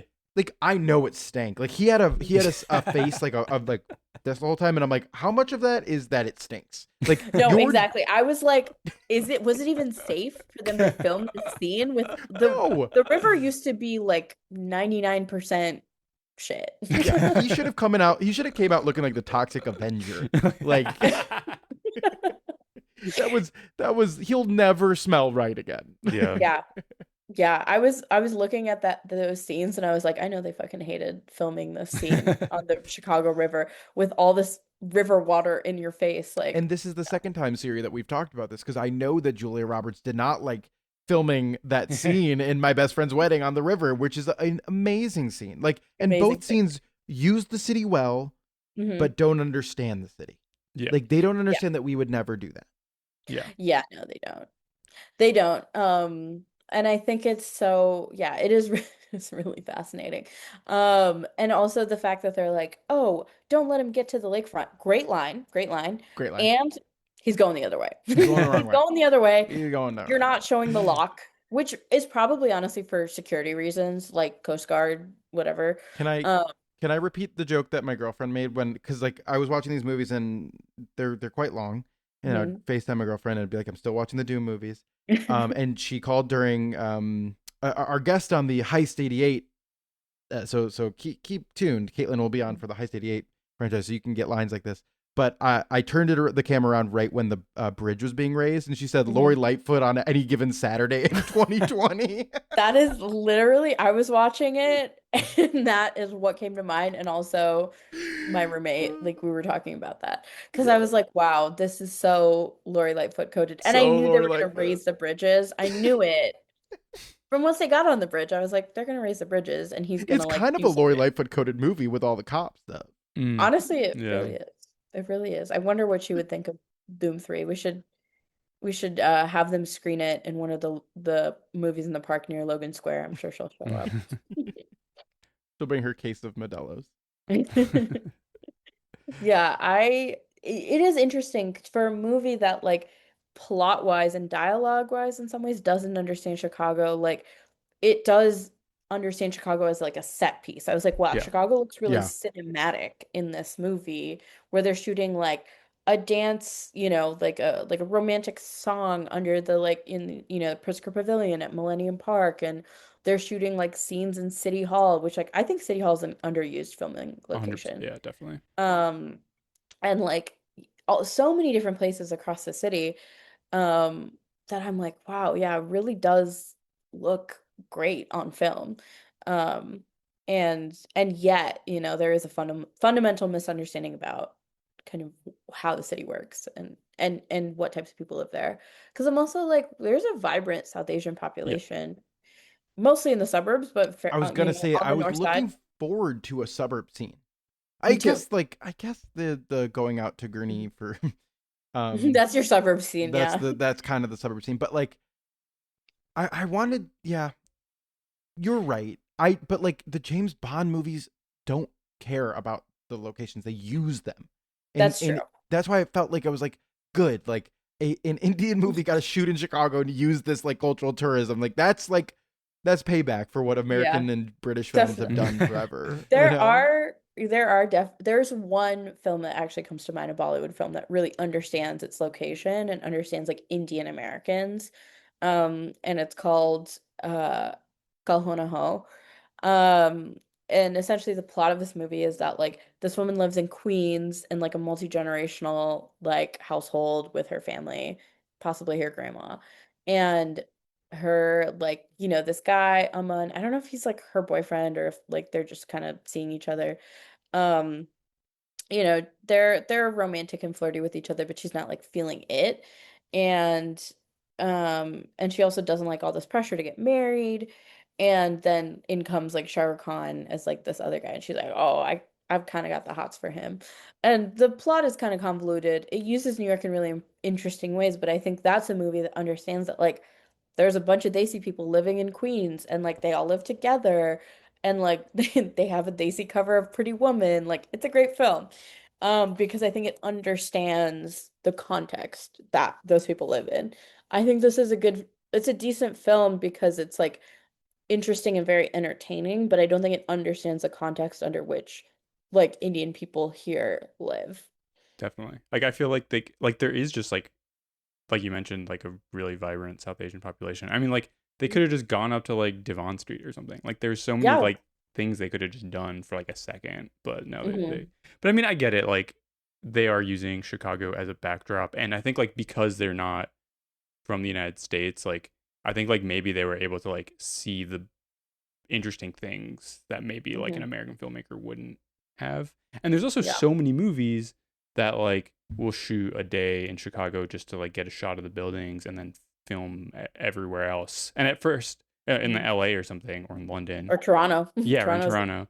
And big Chicago stand-in. I was worried that this was gonna be like that. But no, Hmm. they really were on the streets. Hmm. They were doing Dark Knight shit. They were like the action sequences are just some of the best Chicago action sequences I've seen in a Oh my movie. God, traffic must have been so bad. They shut down Yeah. everything. And Yeah. it's They shut awesome. down a lot. It's so worth it. Yeah. It's so worth it The to Ferris do these. wheel, I was like, that's the best use of a Ferris wheel I've ever seen. That was awesome. Yeah. So Yeah. one thing I love about Bollywood movies is that like if you walked out of the scene during like an important plot moment, there Mhm. will be a song to explain to you exactly what you missed. And Exactly it what's will happening. happen in 10 minutes. So don't Absolutely. worry. Don't It'll worry. the you might not understand every moment, but the plot beats are there. You can Hmm. just you can leave to get your snack in the theater and you can come back in and you're good. It'll be explained to you. So Absolutely. And I think what's interesting is, again, I hadn't seen this film, but I knew all the songs. I'd heard almost all of the songs, and they were just as good as I remember hearing them, when I saw them. And yeah, I mean, I saw one of the lyricists, I can't remember his name, but I was like, oh, these songs are about to slap, and they did. So I'm like, okay, I got action, I got surprised, I was genuinely surprised at the twist, and I got good songs. Like this movie did what it like accomplished what it set out to do, which Yeah. is entertain. I so we're talking about how unsatisfying it is as Chicagoans to view this and how we deeply prefer Zoom 2. The Mhm. other area of the world in which that there's a rabid film base is Brazil right now. Do you think that there's another podcast out there that is disappointed in the Brazilian representation in Doom 2?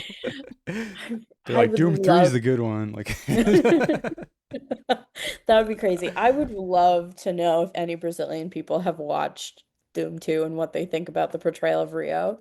Um, I just don't know. I mean, I genuinely don't know. I also feel like being a country that's not the United States, they're probably possibly more aware of like portrayals of their countries or like film industries in other countries. So I don't know. I would love to believe that there's a group of people right now talking about Doom 2 in Rio.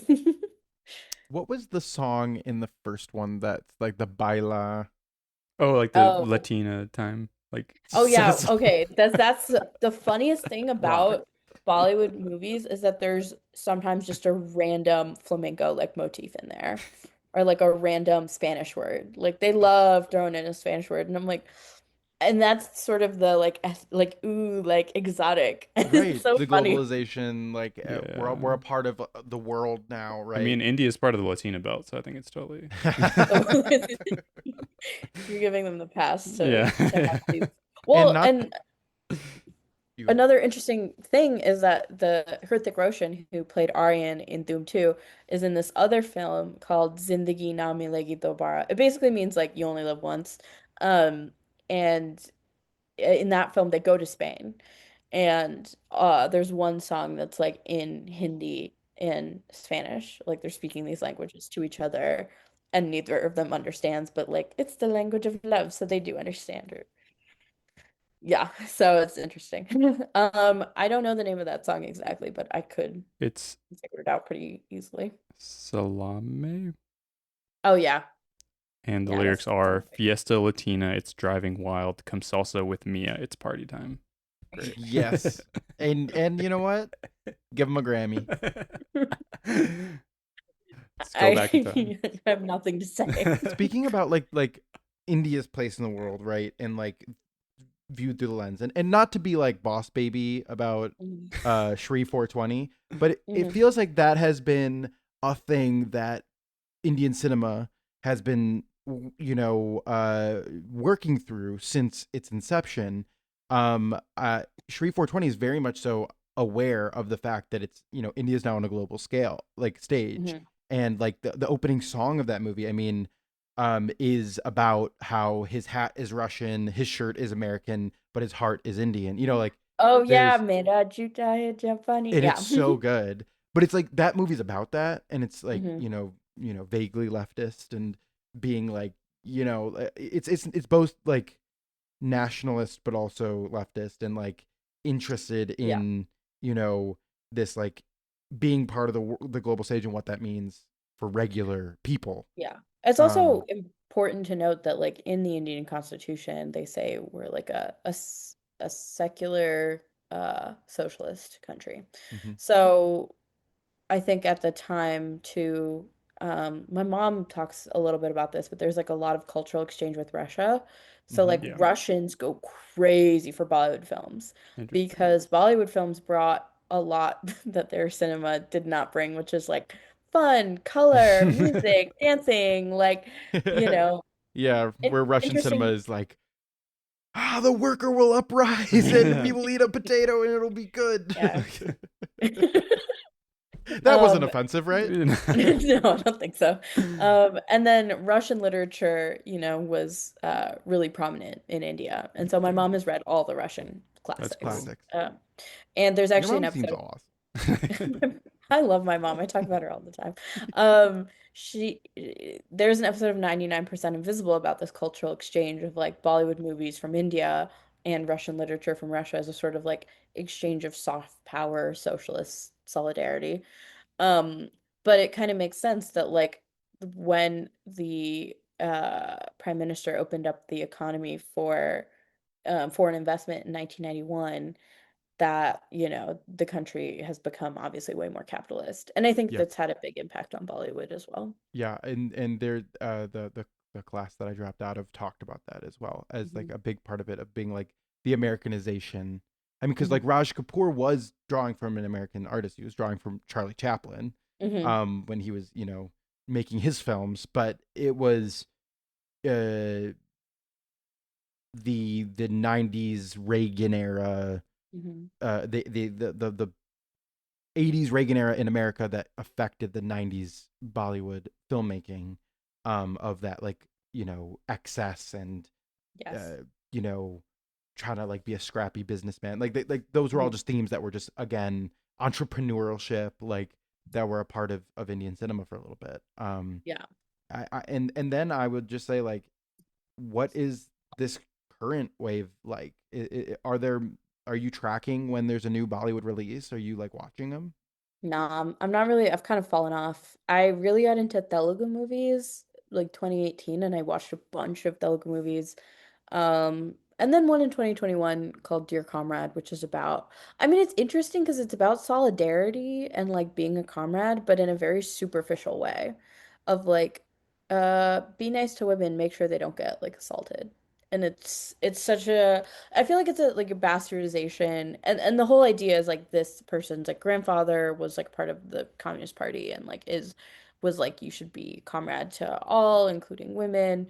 And sometimes like you don't solve things with your fists, like you just listen to the women in your life and see how they want to deal with things. It was kind of strange. I was expecting a little bit more. And so I think in that time period where I got really into like Telugu films, like I kind of fell off of Bollywood. The last Bollywood movie I watched and I really liked was called Rocky or Rani Ki Prem Kahani, which is like Rocky or Rani's like, I don't know, like story, love story, possibly. Again, I don't speak Hindi, so please don't come for me. But it was a big All of our set fans are piece. gonna turn on you at this Yeah. point. Yeah, exactly. They're gonna be like, she's mistranslating. Um, but I thought it was really interesting because it dealt with some of these themes of like cultural differences. Like, the girl is Bengali, and Bengalis have a very specific sort of portrayal and understanding as being very like progressive, very culturally like literate. Rabindranath Tagore, who's like one of the best poets, kind of in the world. He's like a Bengali poet, and very like educated. And he has, he's Punjabi, and Punjabis have like a lot of negative stereotypes about being like uneducated or maybe like a little bit more misogynistic and like um more like nouveau riche. Yeah, I would say. And so that was an interesting film because it really leaned into sort of like how can you love across cultures, and also how can people change for the people that they love, and how can a man like the main character, Rocky, is like like classic gym bro, and like at one point she's like, you're a misogynist, and he's like, for like there's like a misunderstanding over like the word. And so I think it's like that. I really love that movie because I think it was like it tapped into some of the things about the movies in the 2000s that I really loved.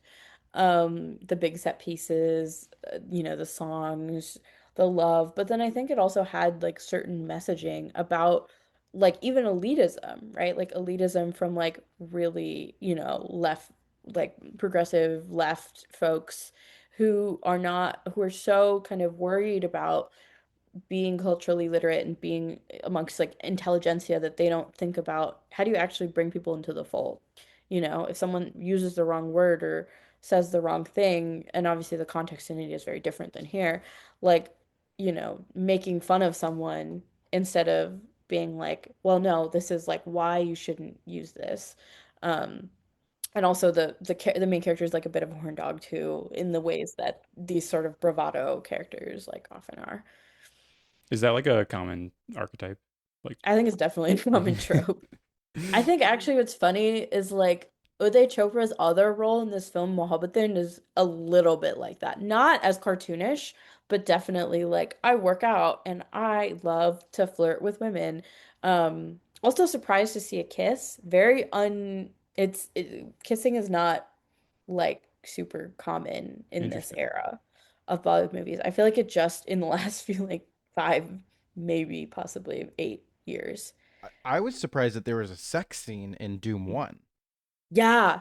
Like Yeah. that felt daring. It felt like the movie was like going there, Yeah. and in a way that it doesn't in Doom 2 and 3, No, where because those are more mainstream movies. Like you're gonna yeah. watch those movies with your kids. I'm So reading I'm reading here that Doom 2 was the highest grossing indie film of all time when it was released.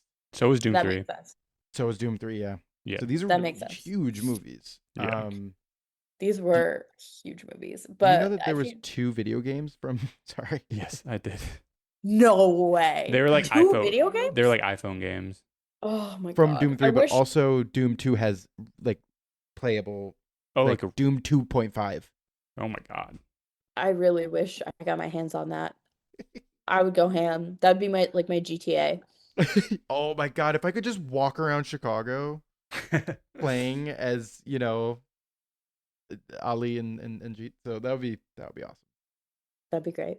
That's so funny. So that's our. Is this the second movie we've done where there's a video A game? Chicago video game. Yeah, an adaptation. Wanted and this. Yeah, I'm sure there's Yeah. something else. Love Jones.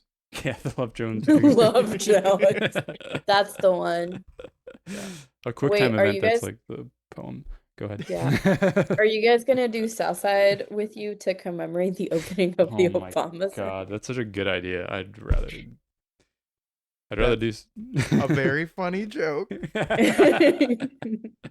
I don't think we shall be doing that. Whatever, Malia, come on and talk about Yeah, it. if we got Malia on, then I'll do that movie. Malia, come on the pod.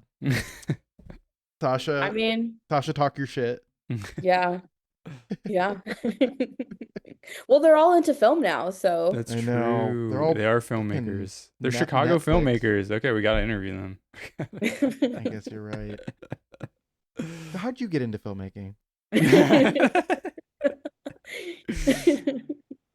Your dad's like an executive producer. Like, Do you have any final thoughts about the movie Siri? Um, I think that people should watch it. I think this idea of sort of like American exceptionalism, I think you gotta undo that. You gotta watch a Bollywood film about your own city and watch how they don't take parts of it seriously. I think that's good for people's psyches. no, definitely. I definitely want to see more movies filmed like from other like industries filmed in Chicago because like I think that's just like a really like eye-opening way of looking at the city. There's a Kind of. Telugu movie. So Oh, what? really? Yeah, it's part of my mom was like part of the reason I moved to Chicago was like there was this Telugu movie and it was set in Chicago. So I'd seen all these parts and like I fell in love with them and then I kept falling in love with them when I lived here. You are Or allowed to excuse come me. on to more than just Indian movies movies. from South Asian movies. But if you want to come on and talk about that movie in the future, please do. Okay. Or if your mom wants to come on, you know. Or if your mom wants to come on. I Siri's think my mom come mom, on the podcast. she's a very private person. I think she should come on the podcast. Or maybe you can bring a recorder and just get like a little bit of, you know. We've done that with my dad where you just get him talking about The Fugitive. Oh my God. I love The Fugitive because I love the tie into Scrubs. Mm. When do you know about this? No, So wait, like tell me. Because the there's an janitor, entire yeah. yeah, the janitor is Neil Flynn. And so there's an episode where JD watches The Fugitive and he's like, that's the janitor. They And then Julia Roberts in Oceans. Yeah. Neil yeah, Flynn, that's yes. Yes. And it's beautiful. It's Chef's Kiss because he plays so like coy about it. And it's really funny. That's It's hilarious. such a good bit. That's a really good bit. Siri, can I get your White Sox thoughts? Because the White Sox are good again.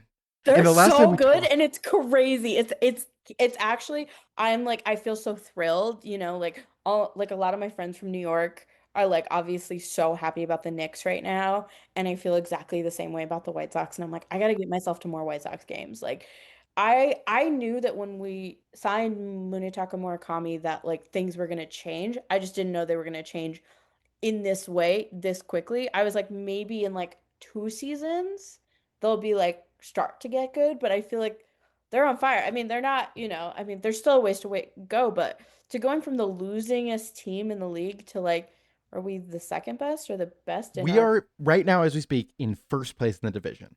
crazy, And we just crazy, beat the Braves, the crazy. best team in baseball, 2 games in a row. And they canceled the third game because they were afraid to play us. And you guys had a tornado. And you know what? I'm not yes, okay. We signed a great baseball player, Yeah. but really, we know that this stems from the White Sox Pope. This is from the Pope. This is from the Pope. This is from he who speaks to God himself. Was the Pope happening the last time you were on as well? No. That was pre-Pope? That was pre-Pope. That was pre-Pope. And A you know lot has what? Look how changed. bad it was then. Yeah. We were Yeah. talking shit then. We were talking in the so dump. much shit. We're like Jerry sell the team. Jerry die. Sorry, shouldn't say that. Jerry fall down the stairs. But we were saying like that's even worse. But since then, Siri, Yeah. Ishbia has come aboard, so we know Jerry's retiring. Yeah. They signed Munetaka Murakami, the best signing in White Sox history, maybe. I think so. I think so. And he's been injured the last couple weeks, and the White Sox got better. So the young players, as we speak, just to like put this in a point in time, Braden Montgomery comes up. Paco, Yeah. do you know who Braden Montgomery is? No. He's the future. He's what he is. He Yeah. comes up in his opening game. In his opening game, Paco, he hits a game-winning home run That's crazy. against the best reliever in baseball, Raisel Iglesias. So you know what? I just want to just like sit here and just feel this with Siri right now because this is really big for us, and everyone's crazy about the Knicks. Go, Spurs in 7 or whatever. Congrats to whoever has won by the time this episode is out. Yes. Yeah. Or I'm sorry. But I'm just sitting here feeling I'm just cheesy. I'll just like watch clips on my phone and just be happy about the White Sox. I get like full body shivers down spine when I think about the Chicago White Sox. And when I think about this season, when I think about next season, like I have not felt hope like this. I mean, I was at the ALCS game that they won. Me too. And So was I. Oh, amazing. the Oh, Larry God. Garcia home run. Oh my God. Oh my It means God. so much to me. I'm just and so I'm like I remember a time when I knew all the names of the players, honestly even as far back as 2021. Yeah. And then I was just like, oh, they destroyed my beautiful, beautiful team. Yep. They traded all my beautiful players away. It's never going to get this good again. And Look at us now. yeah, look at us now. I feel like I feel like so thrilled to be a White Sox fan. I believe that we had you on too early for our question that we ask our guests at the end of every podcast. But you correct me if I'm wrong about that. We ask our guests now at the end of every podcast, what is your recommendation for a place to eat in Chicago? Oh, it might have been too early, yeah. A good place to eat. Well, I guess if we're going Desi food, I mean, it's kind of a split between Udupi Palace, which is like traditional kind of South Indian breakfast. I think they have all kinds of food, but it's best for breakfast brunch. On off of Devon Avenue, Westridge. Great place. Doses the size of your face, possibly bigger actually. Um, so I highly recommend going there. And then, I'm a Garib Nawaz girl. Like, went It's to so good. Yeah. it's just so good. Yeah. Like, And just so cheap. It's like, whatever. yeah, exactly. There's a restaurant called Siri that serves South Indian food that I love. My mom put me onto it. No relation. I don't get any proceeds if you go to Theory. You'll just be supporting a great restaurant on Taylor Street. There's also a Thai restaurant called Siri. There is? In Schaumburg. If you're ever in Oh. Schaumburg. I am in Schaumburg sometimes. Your name did come up in an episode while I was listening, and my computer brought up Theory. Oh, It was annoying. I yeah. know you probably get that all the fucking time. I get it. You know, I think it's sweet when like I'm at, whatever, some grocery store or whatever, and the person, there is like, "Oh my God, your name is Siri." Like I like when people who are like working like get a kick out of it because I'm like, I know that this job is probably just boring. Yeah, And so get I will give miserable. it to you. But if Yeah. anyone tries to like hit on me or like try to be cutesy, I'm shutting that shit down. I'm like, No, that's absolutely. lame. But everyone else is fine. Be Everyone else is creative. fine. I will give you, And your what if a man does the "my shoes are untied" bit? I'll be like, gotta take you to Kyle. Kyle's the shoe tying class, which is how I learned in preschool to tie my shoes.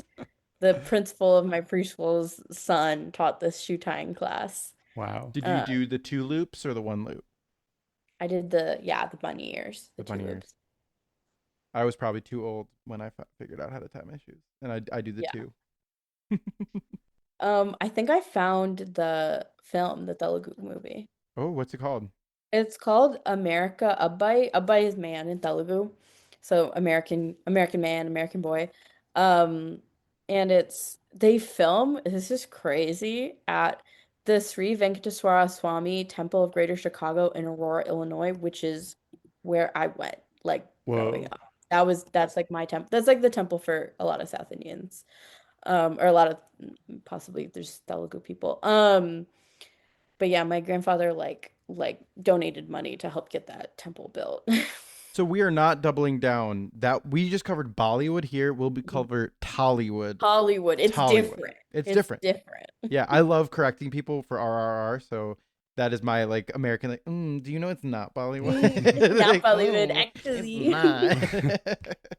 So yes, we appreciate having you on and your perspective, but also you're funny as hell. So thank you for being Mhm. charming and funny on this fun episode talking about Doom. Thank you. Appreciate it. Oh, and do you have anything to plug?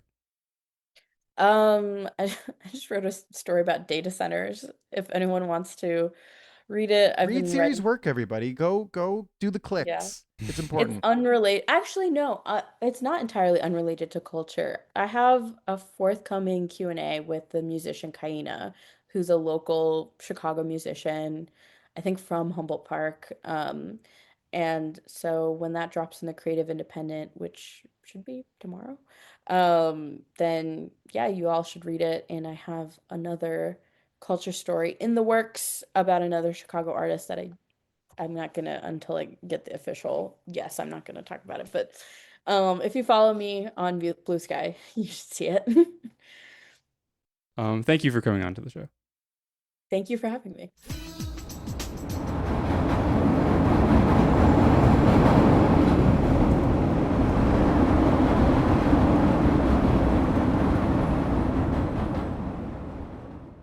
Hit record, Joe. You remember that? The Just for Love It. Yeah. I played the hit record Joe trailer before 10 Things I Hate About You Nice. when we played it recently. Nice. So Whatever. he's back in my head. I just saw Mysterious Skin, so he's very much a friend of mine. Ooh, where do you see Mysterious Skin? Music Box. Why did we play Mysterious Skin? Bleak Week. Bleak Week. And there's a new Oh, 4K shit. restoration. It's very good. Matt Cipolla did the intro. That's awesome. And that's a movie that's very important to him. Yes. It was Nice. a good intro. It was a very good movie, very disturbing. Former guest on the podcast. Yes. Is this part of the episode? We can be. It can be. All right, we're going. You're just gonna start with hit when I say hit record, Joe. Well, what a conversation with Siri. Yes. Very fun conversation with Siri. Thank you to her for walking us through Bollywood and Tollywood and the Doom franchise. Yep. Do you have any final thoughts on the movie? Final thoughts. I don't know. The songs have been playing in my head all week. Do you know what Doobie Scoot Canoe is? No. The German song where the guy's like Doobie Scoot Canoe. Doobie Scoot Canoe. No. I've just been singing that, but to Doom my Charlie Doom all week. So sorry that the internet has infected my brain so much, and that I've been watching Doom Machale. Siri sort of mentioned it, but Doom Machale has like 4 different translations, Interesting. right? Like Mhm. when you're like watching the movies, I mean, I don't know, but like The it's like shitty subtitles. translations. Yeah. Yeah, it would like each movie would like translate it into something else. Like sometimes like blast. yeah, Sometimes I cause think chaos it'll just change because they say it in different ways. Like I think meanings. the Yeah, different context. Yeah, the different context. But it was interesting. I was like, oh, this is such a versatile word. Doom. Doom. Uh, Yeah, my final thoughts is that I'm very much so looking forward into getting into Bollywood films. Mhm. And Tollywood. I'm in Tollywood, exactly. And understanding the difference. But also just trying to expand my horizons. I was very grateful that we get to see our city from a different perspective. I really just think that we need more song and dance numbers. I want to see if our so-called movie stars can move their bodies. yeah. You know, That was something I thought about a lot during the movie, where it's just like these guys are like so talented. You know, like the actors in those movies are just like they really have to do a lot. They're like I think most of them are doing their own stunts, at least to some extent, and they're also singing. And I guess they're not singing, but they're all dancing, and they have to like act while they're dancing. I don't know. it's pretty impressive. And you have to do that in every movie, pretty much, or like every like big movie, pretty much. Yeah. That's wild. But yeah, I do feel like so many blockbusters that are made would be way better if they just had a few dance numbers in them. You know? Yeah, like in like The Revenant, Yeah. just like broke out into like what's the funniest movie that they would be like explaining the plot? Like Leonardo DiCaprio's like dancing with a bear. Yeah, that'd be pretty good. That'd be good. What else? What else we got? Mysterious Skin. Jesus. I don't want that. I don't want to watch that. I mean, Grigoraki Gary does that stuff. I think like does that. the whole yeah. thing with that movie is Mysterious like Skin is not. yeah, the whole thing with that movie is that he doesn't do any of a lot of his usual stuff. Yeah. Yeah. Yeah, I don't know. All the Marvel movies could probably do with some dancing. I would start watching them again. There'd be so many cuts. You wouldn't Yeah. see anyone Yeah. move their body. Like no one. Yeah, they have to do like individual shots per like body part because it's like they have Yeah. a different person. A Bollywood Star Wars movie would actually go pretty hard. That would be great. Oh my god, that would be awesome. Yeah, I'm sure Because there's. if you have like all the puppets and stuff. Mhm. Although now that I think about it, the dance and song numbers that have been inserted into Star Wars. That's true. Return of the Jedi is sort of a Bollywood picture when you think about it. It is kind of a Bollywood picture. You're right. Second Second week talking about Star Wars, we need to flex different muscles. Yeah. But my final thoughts. Those are my final thoughts. I would give it 4 Doom out of Doom, out of 4. 4 out of 4 Doom. 4 out of 4 Dooms. Like kind of like the Doom flag. Yeah, they should have a Doom flag. Yes, this movie is very fun. I really like it. I am also excited to dive more into Indian cinema. I really have only watched like Satyajit Rai stuff. Like he's kind of like the only Indian director. Which isn't Bollywood, right? No, he's Indian cinema, but it's not Bollywood. It's like it was different. independent. I actually read a book of his called, I think it's called Their Films, Our Films, or Our Films, Their Films, which is like a series of essays, and a lot of them are about Indian cinema at the time and like his frustrations with it. And he complains about like, oh, there's all this singing and dancing, like audiences can't like pay attention to anything.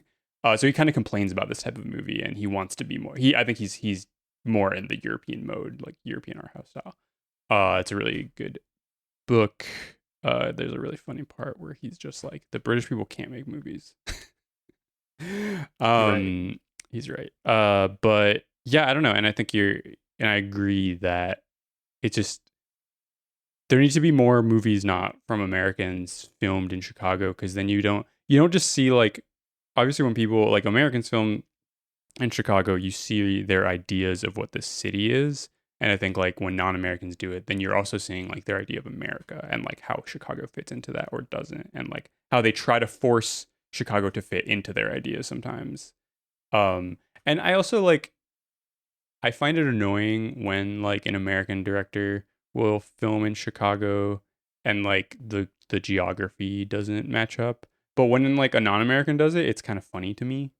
Like um like it's like sometimes like they'll just like teleport from like they're like on like clearly like on some highway road in like Kankakee or something, and then they'll just like teleport to Wacker or something like that. Or obviously we didn't talk about this with Siri, but the final the final face off between all the cops and the twin magician thieves is filmed in the beautiful giant dam outside the city on the Schaumburg mountain range, but it was filmed Exactly. The beautiful Schaumburg Mountain Range. but it was just like they film it in Switzerland. Like I saw maybe on Wikipedia or maybe somewhere else that they had filmed in Switzerland, and I assumed like, oh, like it's an international franchise, they're just like they're gonna make an excuse to go to Switzerland in the Nope. movie, and like no, they just are in Chicago. They wanted a mountain. Yeah. They wanted a giant dam. Yeah. Well, I mean, they had one for The Fugitive, so That's true. Yeah, they could have gone to that one. they could have gone to that one. But the way that this movie uses Chicago kind of reminds me of Wong Kar-wai's My Blueberry Nights. Have you seen that?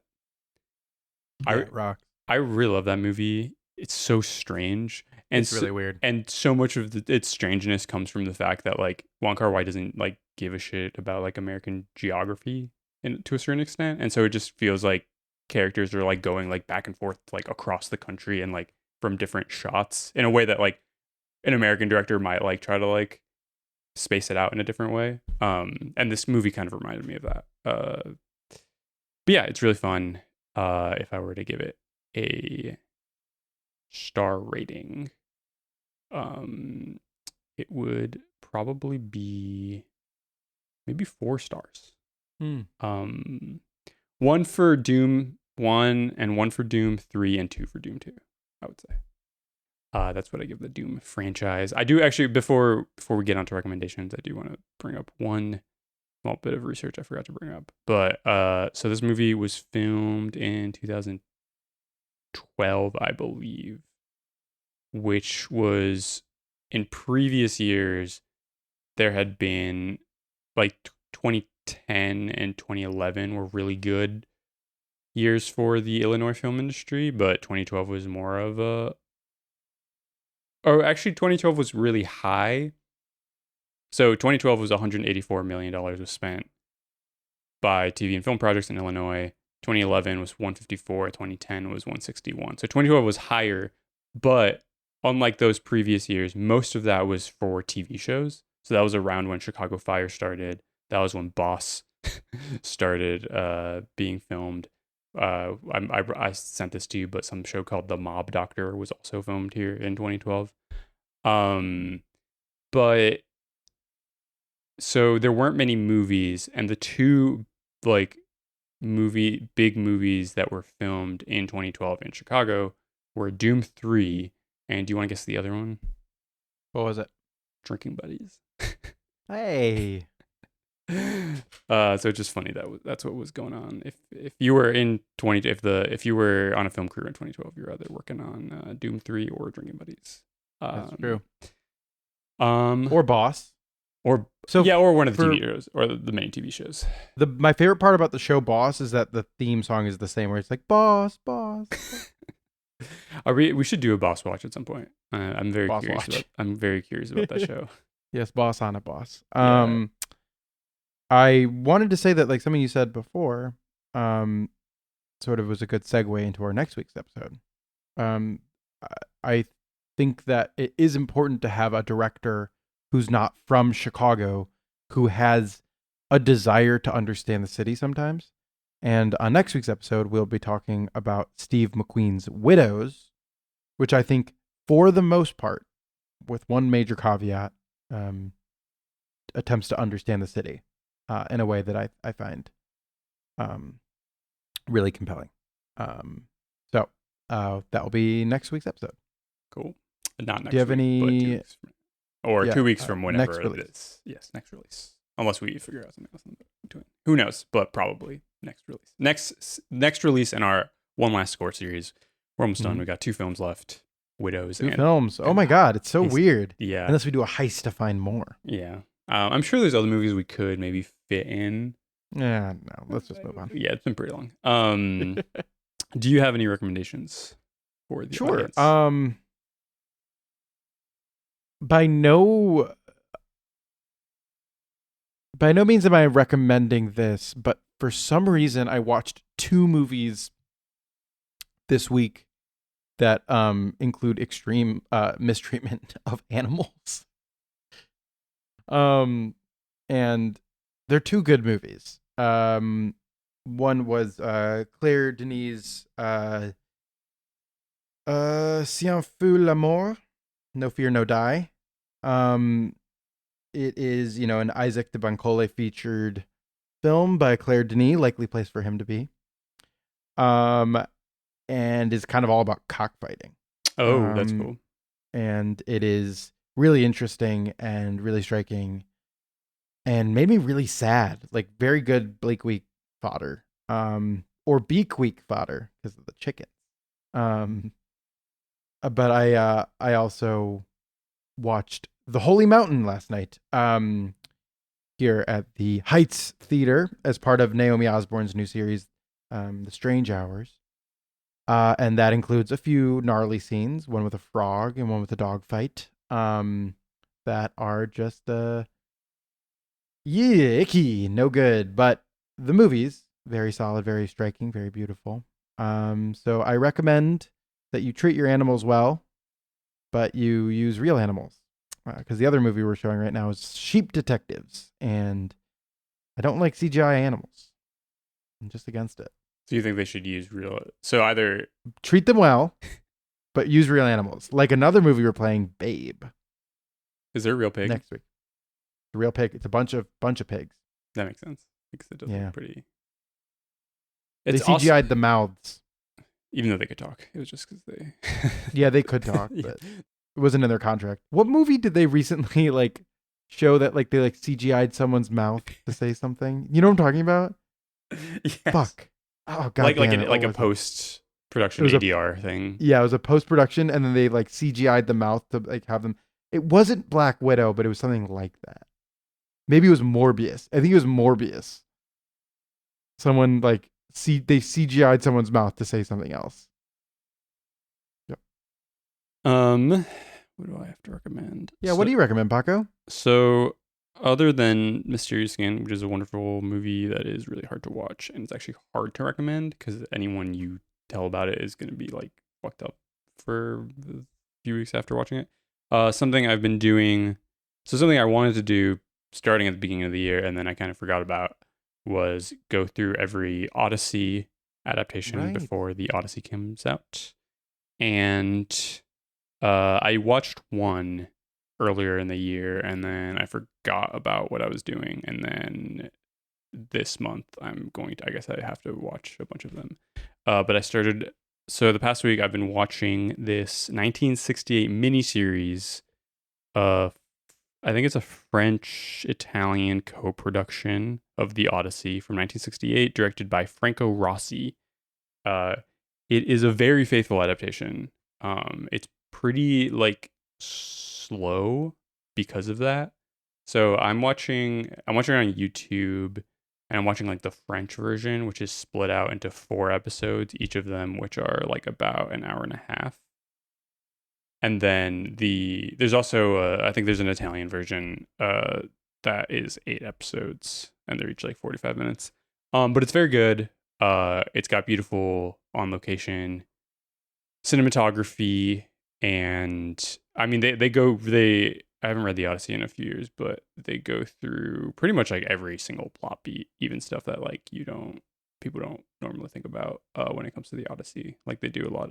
Pretty much the first episode, you don't actually see Odysseus till an hour in because they're doing so much Telemachus stuff.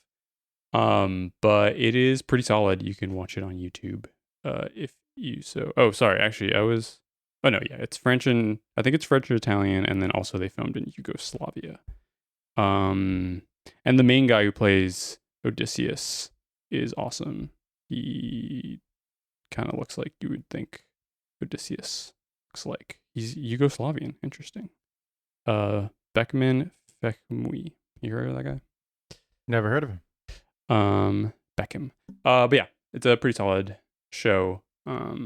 I'm excited to see what else I can You know what find. else is kind of an Odyssey adaptation? What? Babe Pig in the City. Yeah, that's true. Criterion Channel does have a Odyssey type collection. Oh, right what's now. in there? I think they The Coen brothers. definitely like every Coen brother. I mean, they have O Brother, which is like a Oh Brother, straightforward Odyssey adaptation. But I think they also have they included The Straight Life by Straight David Story. Lynch. Huh? Straight Story. The Straight Story, which I don't. It's an Odyssey. It's like he's taking an Odyssey. It's not an adaptation of the Odyssey, but he But I feel like the whole point of goes the on an Odyssey. yeah, but I feel like the whole point of the Odyssey is that you're coming back home. Yeah, that's true. Return. Yeah, but The Straight Story After Hours. Yeah, I guess I could kind of see that. Yep. The Searchers. SpongeBob SquarePants movie. Yeah, SpongeBob SquarePants movie. That's true. The Searchers, Darjeeling Limited, Walkabout. Walkabout is more of a walkabout than an Odyssey, I would say. Yeah, that's more of a walkabout situation. Yeah. But yeah, I mean, I get it. I guess if you're defining Odyssey as I'm going somewhere. Yeah, or just like a journey with like a bunch of different things that happen. Yep. But you like it when a guy with one big eye takes a big munch on someone's head. Yeah, that's another thing I'm excited that's fun to see. So I watched the other Odyssey things I've seen, one of them I'm excited to see like all the different ways that people adapt the monsters and like how they do that. And so it's cool. Like, so I watched like this 1911 version and it has like a really cool monster, surprisingly, for 1911. It's kind of like graphic when they like burn his eye off. The 1968 one also has an awesome monster scene. And then the first one I watched was this really strange like art house movie, Nostos: The Return by Franco Piavoli. It's like super strange. It's like really like expressionistic. There's like almost no dialogue, and the dialogue they do speak is not a real language. It's like really taking like the mythological aspect of it almost. Like as like raw, like showing you like the pure raw material of the journey. It's really good. I don't think they have like monsters, but I think he just like he there's just like weird like the landscape and stuff is weird. But that one was very good. I recommend I'm just because you brought up this conversation and it's part of the zeitgeist right now. I mean, we're gearing up for the biggest release of the year, the Odyssey 70 millimeter. I am now realizing that I was gifted a translation of the Odyssey that's written a more feminist retelling, the Emily Wilson translation that I should probably start digging into. But last year at Stratford, I saw an adaptation of a play by a Canadian playwright named Aaron Shields called Ransacking Troy, which is an Iliad. The first half is the Iliad and the second half is the Odyssey, told from the women of. It's not a retelling. It is a. They're making up a story using the Odyssey of like, what if the women were in conversation with each other, talking about the violence of war, the violence of men. We were a little bit split on it as a group in terms of its success when it came to that.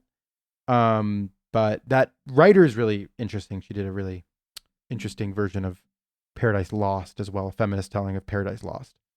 Aaron Shields. So I am sort of doing what you're doing, but in a sort of roundabout way. Not the movies, but yeah. There's preparing.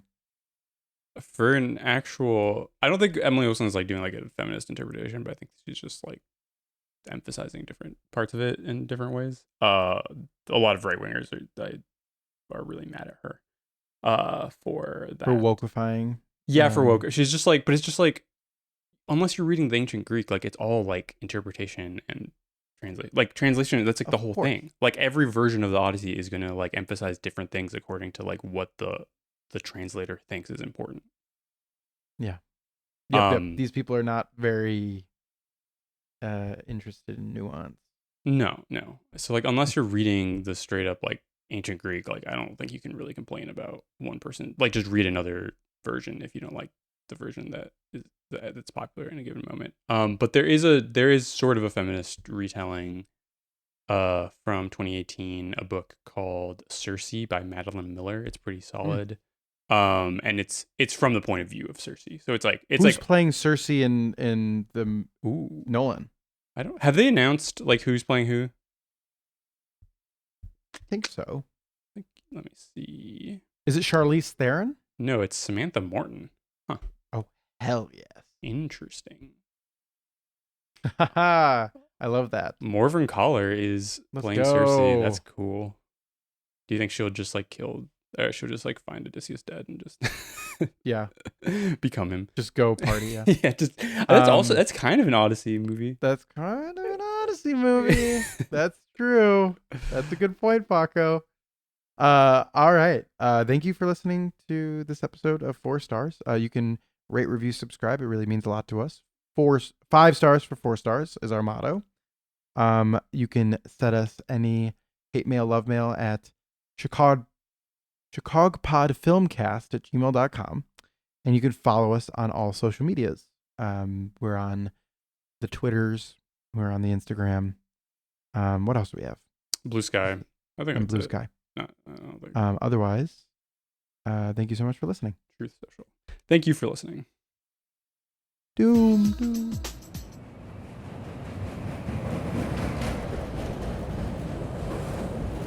Please be considerate when talking on your phone or listening to electronic devices.